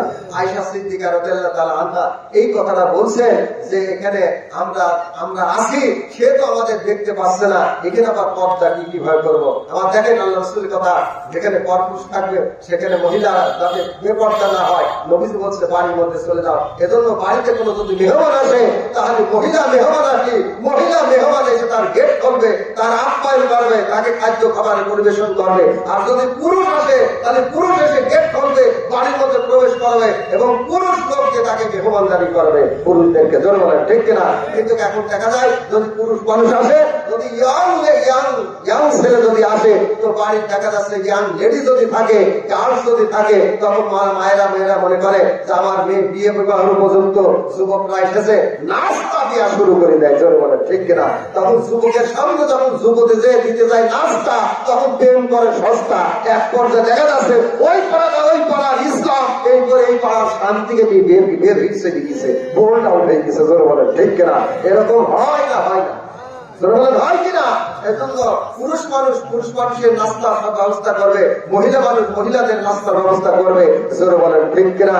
আর সমাজে এটা না থাকার কারণে, এটা সহশিক্ষা থাকার কারণে, একসাথে নারী পুরুষ অবৈধ মিলামিশার কারণে, একসাথে মেহমানদারি আপ্যায়ন করার কারণে, দেখাদেখি করার কারণে বাপের কথা মানছে না, মেয়ের কথা মানছে না। যখন ছেলে আর মেয়ে দুইজনা পালিয়ে কোর্টের মাধ্যম দিয়ে অন্য জায়গায় বিবাহ করছে, প্রেম লাভ ম্যারেজ করছে, জোরে বলেন ঠিক কিনা? তখন বাপ মা নিজ থেকে তেজ পুত্র পত্র হয়ে যাচ্ছে। জোরে বলেন ঠিক কিনা? এটা হওয়ার এক নম্বর কারণ হচ্ছে বেপর্দা, বেহাভাবে চলাফেরা করার কারণে। এজন্য পারিবারিক তাফসীর হচ্ছে আপনার সন্তানদেরকে, আপনার মেয়ে যদি বিবাহের উপযুক্ত হয়ে যায়, তাকে পর্দার সাথে চলাফেরার ব্যবস্থা করবে। আপনার ছেলে যদি বিবাহের উপযুক্ত হয়ে যায়, তাকেও মহিলাদের থেকে দূরে থাকার জন্য তাকে ব্যবস্থা করতে হবে। জোরে বলেন ঠিক কিনা? আয়েশা সিদ্দিকা রাদিয়াল্লাহু তাআলা বলছেন, ইয়া রাসূলুল্লাহ, আমাদেরকে যার সামনে থেকে যেতে বলছেন, সে তো কানা, সে তো অন্ধ, সে তো আমাদের দেখতে পাচ্ছে না, এখানে আবার পর্দা করার কি বিষয়? আল্লাহ রাসূল সাল্লাল্লাহু আলাইহি ওয়াসাল্লাম বললেন, আয়েশা, তোমাদের যুক্তি ঠিক আছে, আব্দুল্লাহ ইবনে উম্মে মাকতুম অন্ধ হয়ে গেছে, তোমরা নারী মানুষ, তোমাদেরকে দেখতে পাচ্ছে না, কিন্তু ও আয়েশা, ও হাফসা, তোমরা তো আর অন্ধ নও। ও কানা, তোমরা তো কানা না, ও দেখতে পাচ্ছে না, তোমরা তো তাকে দেখছো। জোরে বলেন ঠিক কিনা? এজন্য পুরুষ নারীকে দেখতে পারবে না, নারী পুরুষদেরকে দেখতে পারবে না। জোরে বলেন ঠিক কিনা? আল্লাহ, এজন্য আল্লাহ ডাক দিলেন সূরা নূরের মধ্যে, বলেন অকুল্লিল মুমিনাতি ইয়াগুদুনা মিন আবসারিহিন্না ওয়া ইয়াহফাজনা ফুরুজাহুন্না যালিকা আযকা লাহুন্না। আল্লাহ রাব্বুল আলামিন বলেন, ও মুমিনা নারীরা, ও মহিলারা, তোমরা পুরুষ থেকে তোমাদের চক্ষুকে নিম্ন দাবি করবা, কোন পুরুষের দিকে তোমরা তাকাতাকি করবা না, তোমাদের লজ্জা স্থানকে তোমরা হেফাজত করবা, তোমাদের গায়ে একটা বড় ওড়না নেকাব হেজাব ব্যবহার করবা, পর্দার সাথে ব্যবহার করবা, তোমার গায়ে বোরকা নেকাব হেজাব এমন ভাবে পরবা যাতে করে তোমার শরীরের সব অঙ্গ পতঙ্গকে ঢেকে আড়াল করে ফেলে, পর পুরুষ যাতে তোমাকে দেখতে না পারে। এই কাজটি তোমাদের জন্য অতি উত্তম। করে বলেন সুবহানাল্লাহ। একটা নারী পর্দা করে যখন তার আল্লাহর দরবারে তার দাম বাড়ে, তখন একটা নারী বেপর্দা হয় যখন আল্লাহর কাছে তার দাম কম হয় তখন। ধরে বলেন ঠিক কিনা? আমি উদাহরণ দিতে গিয়ে বলি, আমার ভাইরা, একটা মানুষ বা বাজারে শাড়ি কিনতে গিয়েছে, 500 টাকার শাড়ি যদি তার উপরে যদি কভার দেওয়া থাকে, একটা প্যাকেট করা থাকে, সেই শাড়ি 500 টাকার মাল 1000 টাকায় বেচে। ধরে বলেন ঠিক কিনা? ওই 1000 টাকার মাল যদি খোলা বাজারে প্যাকেট বাদ দিয়ে যদি এক জায়গায় বসে গেছে, তখন দেখা যাচ্ছে তখন 1000 টাকার মাল ও 500 টাকায় বিক্রি হয় না। জোরে বলেন ঠিক কিনা? তাহলে একটা শাড়ি প্যাকেট করলো যখন দাম পাইলো তখন, আর বেপর্দা হইলো যখন, প্যাকেট থেকে বেড়াইলো যখন দাম কমলো তখন। একটা নারী যদি খাস পর্দা করে তাহলে সেই নারীর দাম বাড়ে, মর্যাদা বাড়ে। অমুক পরিবারের মহিলারা খুব পর্দায়, তার সাথে বিবাহ করতে গেলে অনেক কাঠখড়ি লাগে। জোরে বলেন ঠিক কিনা? আর জোরে বলেন ঠিক কিনা? তার সম্মান বাড়ে, তার মর্যাদা বাড়ে, কিন্তু যখন বেপর্দা হয় তার দাম কমে যায়। জোরে বলেন ঠিক কিনা? আমি ওদের মাঝে মধ্যে উদাহরণ দিতে গিয়ে বলি, অনেক সময় দেখা যাচ্ছে এই যে আমরা কলা খাই, কলার দাম দেখেন রমজান মাসে কলা ছড়াছড়ি হবে, অন্য মাসে কলার দাম যা হবে রমজান মাসে তার 3 গুণ বাড়ে। জোরে বলেন ঠিক কিনা? বিদেশে রমজান মাসে অন্যান্য মুসলিম কান্ট্রিতে রমজান মাস আসলে বরকত দেওয়ার জন্য দাম কমে, আর আমার দেশে কিছু ইমানদার নামে দোকানদার আছে, রোজাদারের কাছে দাম আরো বাড়াই যায়। জোরে বলেন নাউজুবিল্লাহ। জোরে বলেন ঠিক কিনা? তখন 15 টাকা হালি কলা, 30 টাকা 50 টাকা হালি কলা। যদি মনে করেন যে কুমারীর কোন লোক মনে করছে যে কলাই কুমারী বাজারে এই বাজারে এখানে কলা বিক্রি করবে, তুমি কলা ঝুড়ি নিয়ে বসে আছে, কাস্টমার আসছে না, তখন তুমি মনে করছেন যে এত সুন্দর কলা, উপরে খাপ দিয়ে আছে, উপরে তারপরে কি দিয়েছে শোষা, উপরে বা খুশা দিয়ে আছে, খুশা দিয়ে ঢাকা আছে, লোক তো দেখতে পাচ্ছে না। তুমি কলা মনে করছে যে খুশাটা ছিলে এবার বিনিয়ে দেখি। আচ্ছা বলেন তো, ওই খুশা তোলা কলা, ওই সুলা কলা কোন কাস্টমার কেউ নেবে? কেউ খাবে? যারা কথা বলছেন না তারা হাতে খাবে। সুলা কলা কেউ নেবে? খুশা কলা কেউ নেবে? কেউ কিনবে না, কেউ নেবে না। কিন্তু এক প্রকার খরিদ্দার কাস্টমার আসবে, বসবে, খাবে, বিল দেবে না। তার নাম কি? মাসি। বলেন কি? আর বলেন কি? মাসি। কত বিলও দেবে না, বসবে, খাবে, কলা সুলা থাকার কারণে। বলেন ঠিক কিনা? সে মাসে আবার কি মাসি? মাসির মধ্যে আবার ভদ্র আছে, অনেক রকম মাসি আছে। এক পাশে আমি টাঙ্গাইলে ওয়াজ করলাম, ওরা বললে ভুগা মাসি। তারপরে সবাই নামাজ কাছে ওয়াজ করলাম, ওরা বললে হচ্ছে ভুল মাসি। তাহলে আমাদের বৃহত্তম নদিয়া জেলা, শান্তিপুর, কুষ্টিয়া, মেহেরপুর, সোনাডাঙ্গা, দশটা এলাকার লোক বলে পায়খানা আবার গুড় উপরে যে মাসি বসে তাকে বলে ভুইয়ে মাসি। আপনারা কি বলেন? আমার ভাইরা, কলা যদি দামি হওয়ার পরও যদি ভুল মাসি, ভুগা মাসি, ভুইয়ে মাসি বসে, তাহলে আল্লাহ শ্রেষ্ঠ নিয়ামত এই মহিলার প্রতি বেপর্দা, বেহারে, বুরকা ছাড়া রাস্তায় যদি লালের অব্বদের বেড়ায়, তার পেছনে ডালঘর, গাঁদাঘর, হিরোঘর, মস্তান ঘর বেড়াতে আল্লাহর অলি ঘর বেড়ায়। ঠিক না? যত নারী অ্যাসিডগ্রস্ত হয়েছে, যত নারী ধর্ষিতা হয়েছে, যত নারী রেপ হয়েছে, যত নারী হাইজ্যাক হয়েছে, সব বেপর্দা, বেহারে চলাফেরা করার কারণে। কথা ঠিক না ঠিক? আমি ঠিক না ঠিক? তবে আমার ভাইরা, আজকে যারা মাহফিল আসে, আমার এই মায়েরা বিপর্দা হয় না, সবাই যাতে বোরকা পরে আসছে। তোর বলে আলহামদুলিল্লাহ, আমার এই মায়েদের উপর আল্লাহ রহমত নাযিল করুন। তোর বলে না, আমি বললাম যারা বেপর্দা, বেহারে চলাফেরা করে, মার্কেট করে, তাদেরকে ওয়াজটা শুনালাম। এদের তো রাগ করার কোন কথা নয়। জোর বলেন ঠিক কিনা? আমার আজকের মাহফিলে যত মা বোন মেয়েরা এসেছে, আল্লাহ যেন খালেদার উত্তরসূরিকে সকলকে যেন জান্নাত দান করেন। আমিন বলেন না? আর জোর বলেন আমিন। আল্লাহ নবী বলেন, যদি কোন মহিলা 5 ওয়াক্ত নামাজ পড়ে, স্বামীর খেদমত করে, রমজান শরীফের রোজার আগে নিজের লজ্জা স্থানকে হেফাজত করে, তারপর যদি পর্দা বসে দেয় তেমন থাকে, জান্নাতে 8টি দরজা খোলা থাকবে। যে দরজা দিয়ে খুশি আল্লাহ জান্নাতে চলে যাবে, কোন মানুষ ফেরেশতা তাদের বাধা দেবে না। সুবহানাল্লাহ। 5 ওয়াক্ত নামাজ স্বামীর খেদমত কার খেদমত? স্বামীর খেদমত। বলেন ঠিক কিনা? অনেক মহিলারা বলেন হুজুর খালি বলেন স্বামীর খেদমতের কথা বলেছে, স্ত্রীর খেদমতের কথা বলেন না। অবশ্যই আল্লাহ রাসূল সাল্লাল্লাহু আলাইহি সাল্লাম স্ত্রীদের খেদমত করেছেন। বলেন সুবহানাল্লাহ। আয়েশা সিদ্দিকা রাদিয়াল্লাহু তাআলা হলেন আল্লাহ রাসূল সাল্লাল্লাহু আলাইহি সাল্লাম যখন জিহাদে চলে যেতেন, জিহাদের ময়দান থেকে যখন ফিরে আসতেন, ঘাড়ে যখন তরবারি থাকতো, আমি যখন রান্নাঘরে যখন তরকার করতাম, রান্না বান্না যখন করতাম, নবীজি এসে আগে আমাকে দেখা করতেন। দেখা করে আমার যদি রান্না করতে যদি দেরি হতো, আল্লাহর নবী কখনো ধমক দেন নাই, রাগ করেন নাই, গালমন্দ তো করেন নাই, আমাকে কখনো কটূক্তি করেন নাই। আল্লাহ রাসূল সাল্লাল্লাহু আলাইহি সাল্লাম কি করতেন? সঙ্গে সঙ্গে ঘাড়ের উপর থেকে তরবারিটি নামতেন, নামাই আমার পাশে বসে আমি যে তরকার কুটাকুটির কাজ করতে যে তরকারগুলো অবশিষ্ট ছিল, আল্লাহ রাসূল সেই তরকারগুলো কুটে কুটে আমাকে সহযোগিতা করেছেন। বলেন মারহাবা। বলেন সুবহানাল্লাহ। আমার ভাইরা, স্বামী স্ত্রীর মহব্বত একটি জান্নাতি নিয়ামত। বলেন ঠিক কিনা? আয়েশা সিদ্দিকা রাদিয়াল্লাহু তাআলা আনহা বলেন আল্লাহ রাসূল সাল্লাল্লাহু আলাইহি সাল্লামকে খেদমত করার দিন একদিন আল্লাহর নবীকে আমি গোসল দেওয়ার জন্য একটা জলচকি পেড়ে দিলাম। এরকম একটা টুল জলচকির উপরে আল্লাহ রাসূলকে বসতে বললাম। আল্লাহর নবী সেখানে বসলেন।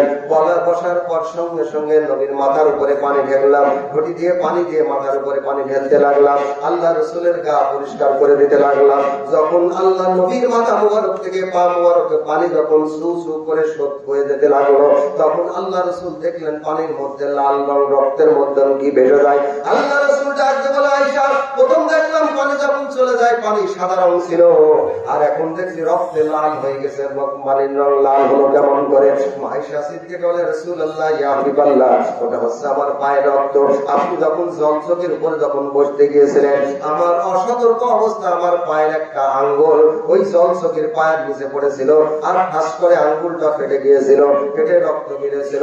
এবার ওই রক্ত পানির সাথে ধুয়ে সু সু করে করে চলে যেতে লাগে।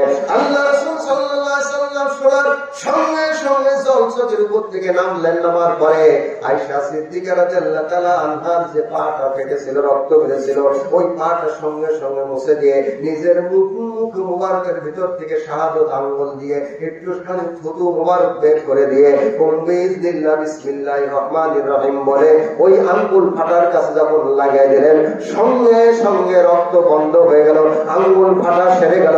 মনে হচ্ছিল না যে ওই জায়গায় আঙ্গুল ফেটেছিল। আমার ভাইরা, এভাবে আল্লাহ রাসূল সাল্লাল্লাহু আলাইহি সাল্লামের স্ত্রীরা আল্লাহ রাসূল সাল্লাল্লাহু আলাইহি সাল্লামকে খেদমত করেছেন, তাকে সহায়তা করেছেন। আল্লাহ রাসূল সাল্লাল্লাহু আলাইহি সাল্লাম যখন আহজাবের যুদ্ধের সময় পরীক্ষা খনন করে আল্লাহ রাসূল সাল্লাল্লাহু আলাইহি সাল্লাম যখন পরীক্ষা খনন করছিলেন, কুয়ো কাটতেছিলেন, পগার কাটতেছিলেন, নবীজির পিঠ কোমর পর্যন্ত ব্যথা হয়েছিল। নবীজি বাড়ি আসার কারণ আল্লাহ রাসূল সাল্লাল্লাহু আলাইহি সাল্লাম এবার আল্লাহ রাসূল সাল্লাল্লাহু আলাইহি সাল্লামের মাথা থেকে পিঠ নীলদড়া পর্যন্ত, মেরুদণ্ড পর্যন্ত জৈতুনের তেল মালিশ করে দেওয়া হয়েছিল। বলেন সুবহানাল্লাহ। আয়েশা সিদ্দিকা রাদিয়াল্লাহু তাআলা আনহা আল্লাহ রাসূল সাল্লাল্লাহু আলাইহি সাল্লামকে জৈতুনের তেল মালিশ করে দিতেন। এজন্য আমার কোন মায়েরা বোনেরা যদি স্বামী খেদমত করে দিতে চান তাহলে কি করবেন? জৈতুনের তেল ছিল, এখন হয়েছে সরিষার তেল, নারকেল তেল, তাই বলে কেরোসিন তেল নয়। মা আয়েশা নবীদের জৈতুনের তেল মালিশ করে দিয়েছে। ওই আয়েশার সুন্নতকে জিন্দা রাখার জন্য নবীর খেদমত করেছে। এজন্য আমার কোন মায়েরা বোনেরা যদি স্বামীর খেদমত করার উদ্দেশ্য যদি একটু ডান হাতে সরিষার তেল, নারকেল তেল নেওয়ার পরে যদি স্বামীর মাথার উপরে যদি একটু সারি তেল দিয়ে একটু মাথা ডলে দেয়, স্বামীর মাথায় তেল দিতে গিয়ে যত চুল স্ত্রীর হাতে থাকবে, চুল পরিমাণ সওয়াব স্ত্রীর আমল নামে আল্লাহ দিয়ে দেবে। আমি এই ওয়াজ এক করার পর আমাকে কাঁদতে বলছে, হুজুর স্বামীর মাথায় তেল দিলে গিয়ে স্ত্রীর হাতে যত চুল, স্বামীর মাথার চুল হাতে থাকবে, তত পরিমাণ সওয়াব যদি স্ত্রীর আমল নামায় আল্লাহ লেখা থাকে, তাহলে কোন মহিলার স্বামীর মাথা যদি টাক হয় কি হয়? তাহলে কি হবে? আমি বললাম আমার মায়েরা বোনেরা, স্বামীর মাথা যদি টাক হয়, ইন্টারন্যাশনাল যদি এয়ারপোর্ট হয়, চুলালা মাথায় তেল দিলে যে সওয়াব হবে, তাইকো মাথায় তেল দিলে দিলে সেই সওয়াব হবে। বলেন সুবহানাল্লাহ। আমার ভাই, আমার মায়েরা, এই জন্য আমার মায়েদেরকে বোনেদেরকে তালিম, যেখানে তালিম হয় তালিমে পাঠাবেন, যেখানে বৈঠক হয় সেখানে বৈঠকে পাঠাবেন, যেখানে ওয়াজ হয় সেই ওয়াজে পাঠাবেন, যেখানে তাফসির হয় সেখানে তাফসির হয়, যেখানে ইসলামিক সভা হয় সেই জায়গায় মায়েরা বোনেরা আসবে, হুজুরদের ওয়াজ শুনবে, স্বামী ভক্তি করবে, মাথায় তেল দেবে। আর যদি মাহফিলে না আসেন, স্বামী ভক্তি তো দূরের কথা, তেল মাথায় তো দূরের কথা, স্বামীর গায়ে কাশ ফুটাই মারবে। জোরে বলেন ঠিক কিনা? আজকে সে মহিলারা মাহফিলে আসে না, তালিমে যায় না, বৈঠকে যায় না, কোরআন পড়া শিখে না, মোবাইলে সারা দিন মোবাইল, ফেসবুক আর ইউটিউব দেখে। জোরে বলেন ঠিক কিনা? আর জোরে বলেন ঠিক কিনা? এই জন্য যে নারীদের ভিতরে শুধু তালাক আর তালাক আর তালাক বেশি হয়ে গেছে। জোরে বলেন পরকে আপনাদের কারণে। জোরে বলেন ঠিক কিনা? এই জন্য নিজে 5 ওয়াক্ত নামাজ পড়বেন, স্বামীর খেদমত করবেন, রমজান শরীফের রোজা রাখবেন, লজ্জা স্থানকে হেফাজত করবেন, আর পর্দার মহিলায় থাকবে। আল্লাহ রাব্বুল আলামিন ওই মায়েদের বোনেদেরকে জান্নাতের 8টি দরজা দিয়ে খুশি, সে দরজা দিয়ে জান্নাতে চলে যাবে। ধরে বলেন সুবহানাল্লাহ। আমার ভাইরা, সূরা আল মুমিনুনের 60টি শিক্ষার কথা বলেছি, তার মধ্যে একটা শিক্ষা হচ্ছে, 7টা শিক্ষার মধ্যে তার মধ্যে আর একটা শিক্ষা হচ্ছে যে আমানতদারি হবে। 2 নম্বর ওয়াদা করলে পালন করবে। 7 নম্বর যে গুণাগুণ সেটা হচ্ছে নামাজের প্রতি যত্নবান হবে। ধরে বলেন ঠিক কিনা? আমার ভাইরা, বিশ্বনবী জনাব মুহাম্মদ রাসূলুল্লাহ সাল্লাল্লাহু আলাইহি সাল্লাম জীবনের শেষ মুহূর্তে যখন, অন্তিম মুহূর্তে যখন চলে এসেছে, জ্বর গায়ে জ্বর যন্ত্রণা হয়ে গেছে, নামাজ পড়তে যাবেন, জীবনের শেষ মুহূর্ত পর্যন্ত তিনি নামাজটা তরক করেন নাই, নিজে জামাতে আদায় করেছেন। একজন সাহাবীর কাঁধের উপরে ভর করে মসজিদে নববীর মধ্যে যে দেখেন আবু বকর, আল্লাহ নবীর অনুপস্থিতিতে হযরত আবু বকর রাদিয়াল্লাহু তাআলা উপস্থিতিতে নামাজ জামাত শুরু হয়ে গেছে। আল্লাহ রাসূল সাল্লাল্লাহু আলাইহি সাল্লাম জামাতে নামাজ আদায় করলেন, আর নবীজি সাল্লাল্লাহু আলাইহি সাল্লাম বক্তব্য দেওয়া শুরু করলেন। কিছু অসুস্থ অবস্থায় বক্তব্য দিলেন। আল্লাহ তাআলা তার কোন এক বান্দাকে এই পৃথিবীর সমস্ত যাবতীয় রিজিকের চাবিকাঠি দিতে চেয়েছিলেন, কিন্তু সেই বান্দা সেটা গ্রহণ করার চাইতো আল্লাহর সাথে দিদার লাভ করাটা বেশি পছন্দ করেছে। সুবহানাল্লাহ। সাহাবীরা কেউ বুঝলো কেউ বুঝলো না, কিন্তু হযরত আবু বকর সিদ্দিক রাদিয়াল্লাহু তাআলা বুঝে ফেলেছেন। তিনি হু হু করে ডুকরে কেঁদে ফেলেছেন। সাহাবীরা বলছে, আল্লাহ নবী কার কথা বলেছেন তার ঠিক নাই, যে কান্দার কি আছে? হযরত আবু বকর বলেন, ও আল্লাহ রাসূলের সাহাবীরা শুনে রাখো, জেনে রাখো, আল্লাহ রাব্বুল আলামিন তামাম মাখলুকাতের সমস্ত রিজিকের চাবিকাঠি তার একজন বান্দাকে দিতে দিয়েছিলেন। সেই বান্দাটা হচ্ছে বিশ্বনবী ছাড়া কেউ না, কিন্তু সেই নবী সেটা পূরণ না করে বলেছেন আল্লাহর সাথে দিদার লাভটা বেশি পছন্দ করেছেন। তার মানে নবীজি ইন্তেকাল করবেন, এতে কোনো সন্দেহ নেই। যারা বলেন ঠিক কিনা? আল্লাহ তার বুকে বুকে কাঁদতেছিলেন। আল্লাহ রাসূল সাল্লাল্লাহু আলাইহি সাল্লাম অসুস্থ হয়ে গেছিলেন। আয়েশা সিদ্দিকা রাদিয়াল্লাহু তাআলা পানির পট্টি, কপালে পানির পট্টি দিতে লাগলেন। এমন সময় 2 জন লোক গেট থেকে দাঁড়িয়ে বলে, আসসালাতু ওয়াসসালামু আলাইকা ইয়া রাসূলুল্লাহ। সালাম দিতে থাকে। মা ফাতেমা রাদিয়াল্লাহু তাআলা আনহা বলে, আমার আব্বা অসুস্থ আছে, এখন দেখা করতে পারবে না।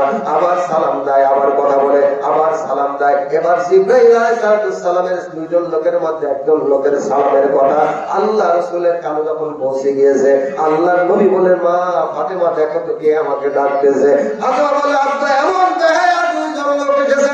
আমি বললাম, আমার আব্বা অসুস্থ, দেখা করতে পারবে না। তারপর বারবার বলে দেখা করতে হবে। আবার নবী ডাকতে বলে, ফাতেমা তোদেরকে নিষেধ করো না, বারণ করো না, ওরা কে তুমি জানো না, আসতে দাও। আল্লাহ রাসূল সাল্লাল্লাহু আলাইহি ওয়াসাল্লাম যখন বললেন, তখন 2 জন লোকের মধ্যে একজন লোক যখন আসেন, দাইয়াতুল কওম রাদিয়াল্লাহু তাআলা মুবারক সালাম গেট দিয়ে আল্লাহ রাসূল সাল্লাল্লাহু আলাইহি ওয়াসাল্লামের কাছে জিবরাইল আলাইহিস সালাম দাইয়াতুল কওমের রূপ ধারণ করে আল্লাহর নবীর কাছে ওহী নিয়ে আসতেন। বলেন সুবহানাল্লাহ। মানুষের রূপ ধারণ করে আল্লাহর কাছে জিবরাইল আলাইহিস সালাম এসেছে। আসার পরে আসসালাতু ওয়াসসালামু আলাইকা রাসূলুল্লাহ, আল্লাহর নবীকে সালাম দান করেছেন। আল্লাহর নবী সালামের জবাব দিলেন আর বলেছেন, ইয়া রাসূলুল্লাহ, আল্লাহ জিজ্ঞাসা করেছেন আপনি কেমন আছেন, আল্লাহ জানেন। তারপর জিজ্ঞাসা করেছেন আমার হাবিব কেমন আছে।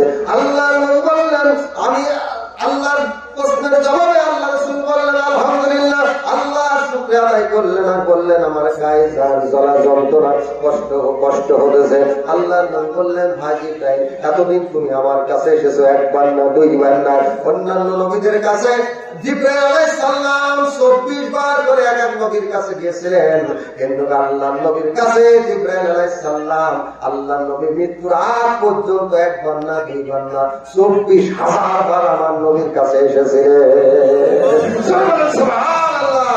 জিবরাইল আলাইহিস সালাম বলেন, ইয়া রাসূলুল্লাহ, এবার শেষ বিদায়ের পালা, আর বিদায়, আর কোনদিন আপনার কাছে আসবো না, তবে আজকে এসেছি। আল্লাহর নবী বলেন, জিবরাইল তোমার পিছনে ওটা কে? বলে ইনি হচ্ছে মালাকুল মউত আজরাইল আলাইহিস সালাম। আল্লাহ রাসূল সাল্লাল্লাহু আলাইহি ওয়াসাল্লাম বলেন, তাহলে কি আমার জান এখন কবজ করা হবে নাকি? বলে না, আল্লাহ বলেছেন আমার নবী হাবিবুল্লাহ যখন অনুমতি দেবে আমার নবীর তখন জানটা কবজ করা হবে। বলেন সুবহানাল্লাহ। আল্লাহ রাসূল সাল্লাল্লাহু আলাইহি ওয়াসাল্লাম আল্লাহ দরবারে ফরিয়াদ করেন, আল্লাহ আমার ইন্তেকালের পর আমার উম্মতদের কি হবে, আমার উম্মতদের কি হবে, আমার উম্মতদের কি হবে? আল্লাহ জিবরাইল আলাইহিস সালাতু সাল্লাম বললেন, সাল্লাল্লাহু আলাইহি এ আপনার উম্মতরা যারা আল্লাহর কথা আল্লাহ রাসূলের কথা যারা পালন করবে, হাদিস শরীফের মধ্যে তারা তৌফিকুম আমরাই লাম তাদিল্লু মা তামাসসাকতুম বিহিমা কিতাবুল্লাহি ওয়া সুন্নাতুর রাসূলি। বিদায় হজের ভাষণে জামালের রহমত পার যে পাহাড়ে গোরা ভাই আলিসুর রহমান গিয়েছিলেন হজের সময়, আমিও হজের সময় গিয়েছি এবং 2 বার উমরা করার সময় গিয়েছি, 3 বার আল্লাহ তাআলা সেখানে যাওয়ার তৌফিক দান করেছেন। আমার ভাইরা, সেই রহমতের পাহাড়ের উপরে আল্লাহ রাসূল দাঁড়িয়ে বিদায় হজের ভাষণে বলছেন, তারাকুম ফীকুম আমরাই লাম তাদিল্লু মা তামাসসাকতুম বিহিমা কিতাবুল্লাহি ওয়া সুন্নাতুর রাসূলি। তোমরা ততক্ষণ পর্যন্ত পথভ্রষ্ট হবে না যতক্ষণ পর্যন্ত না আল্লাহর কোরআন আল্লাহর রাসূলকে আঁকড়িয়ে ধরবে, ততক্ষণ পর্যন্ত তোমরা পথভ্রষ্ট হবে না, তোমরা হেদায়েতের উপরে টিকে থাকবে। যারা আল্লাহর কোরআন রাসূলের সুন্নাতের উপরে যারা প্রতিষ্ঠিত থাকবে, আল্লাহ পাক তাদেরকে জান্নাতে নিয়ে যাওয়ার ব্যবস্থা করে দেবেন। বলেন সুবহানাল্লাহ। এই কথা শোনার পরে আল্লাহ রাসূল সাল্লাল্লাহু আলাইহি সাল্লাম এবার তার রূহ কবজ করার যখন অনুমতি দিলেন, তখন হযরত আজরাইল আলাইহিস সালাম আল্লাহ রাসূলের সিনার উপর হাত দিয়েছে। হাত দেওয়ার সঙ্গে সঙ্গে আল্লাহ রাসূল ডুকরে কেটে বলছে, ও আজরাইল কি করলি এত বড় মরণ কষ্ট? আল্লাহর নবীকে মরণ কষ্ট দেয় না, শাহাদাতের মরণ দেওয়া হয়েছে, কিন্তু মৃত্যুর কি আলামত একটু টেস্ট করতে দেওয়া হয়েছে। আল্লাহ রাসূলের উপরে যখন দেয়, তখন আজরাইল আলাইহিস সালাম যখন হাত দিয়েছে, আল্লাহ নবী বলছেন এরকম কষ্ট মানুষকে দাও নাকি আজরাইল? আল্লাহ রাসূল সাল্লাল্লাহু আলাইহি ওয়াসাল্লামের প্রশ্ন শুনে যে আজরাইল বলছে, ইয়া রাসূলুল্লাহ, আমি সবেমাত্র আপনার সিনার উপরে হাতটা রেখেছি, এত নরম কমল ভাবে অন্য কারোর জান আমি কবজ করি নাই। আল্লাহর নবী তখন আজরাইলের হাত ছেড়ে দেবেন, আজরাইল মরণ নামক ব্যাধির যত কষ্ট আছে, যত আযাব আছে, যত লাঞ্ছনা আছে, গঞ্জনা আছে, সব কষ্ট আমি রাসূলুল্লাহ আমার বুকের উপর দিয়ে শেষ করে দাও। কথা দাও, আমার হাত ধরে কথা দাও, আমার একটা উম্মতদেরকে মরণ কষ্ট দিবা না। সুবহানাল্লাহ।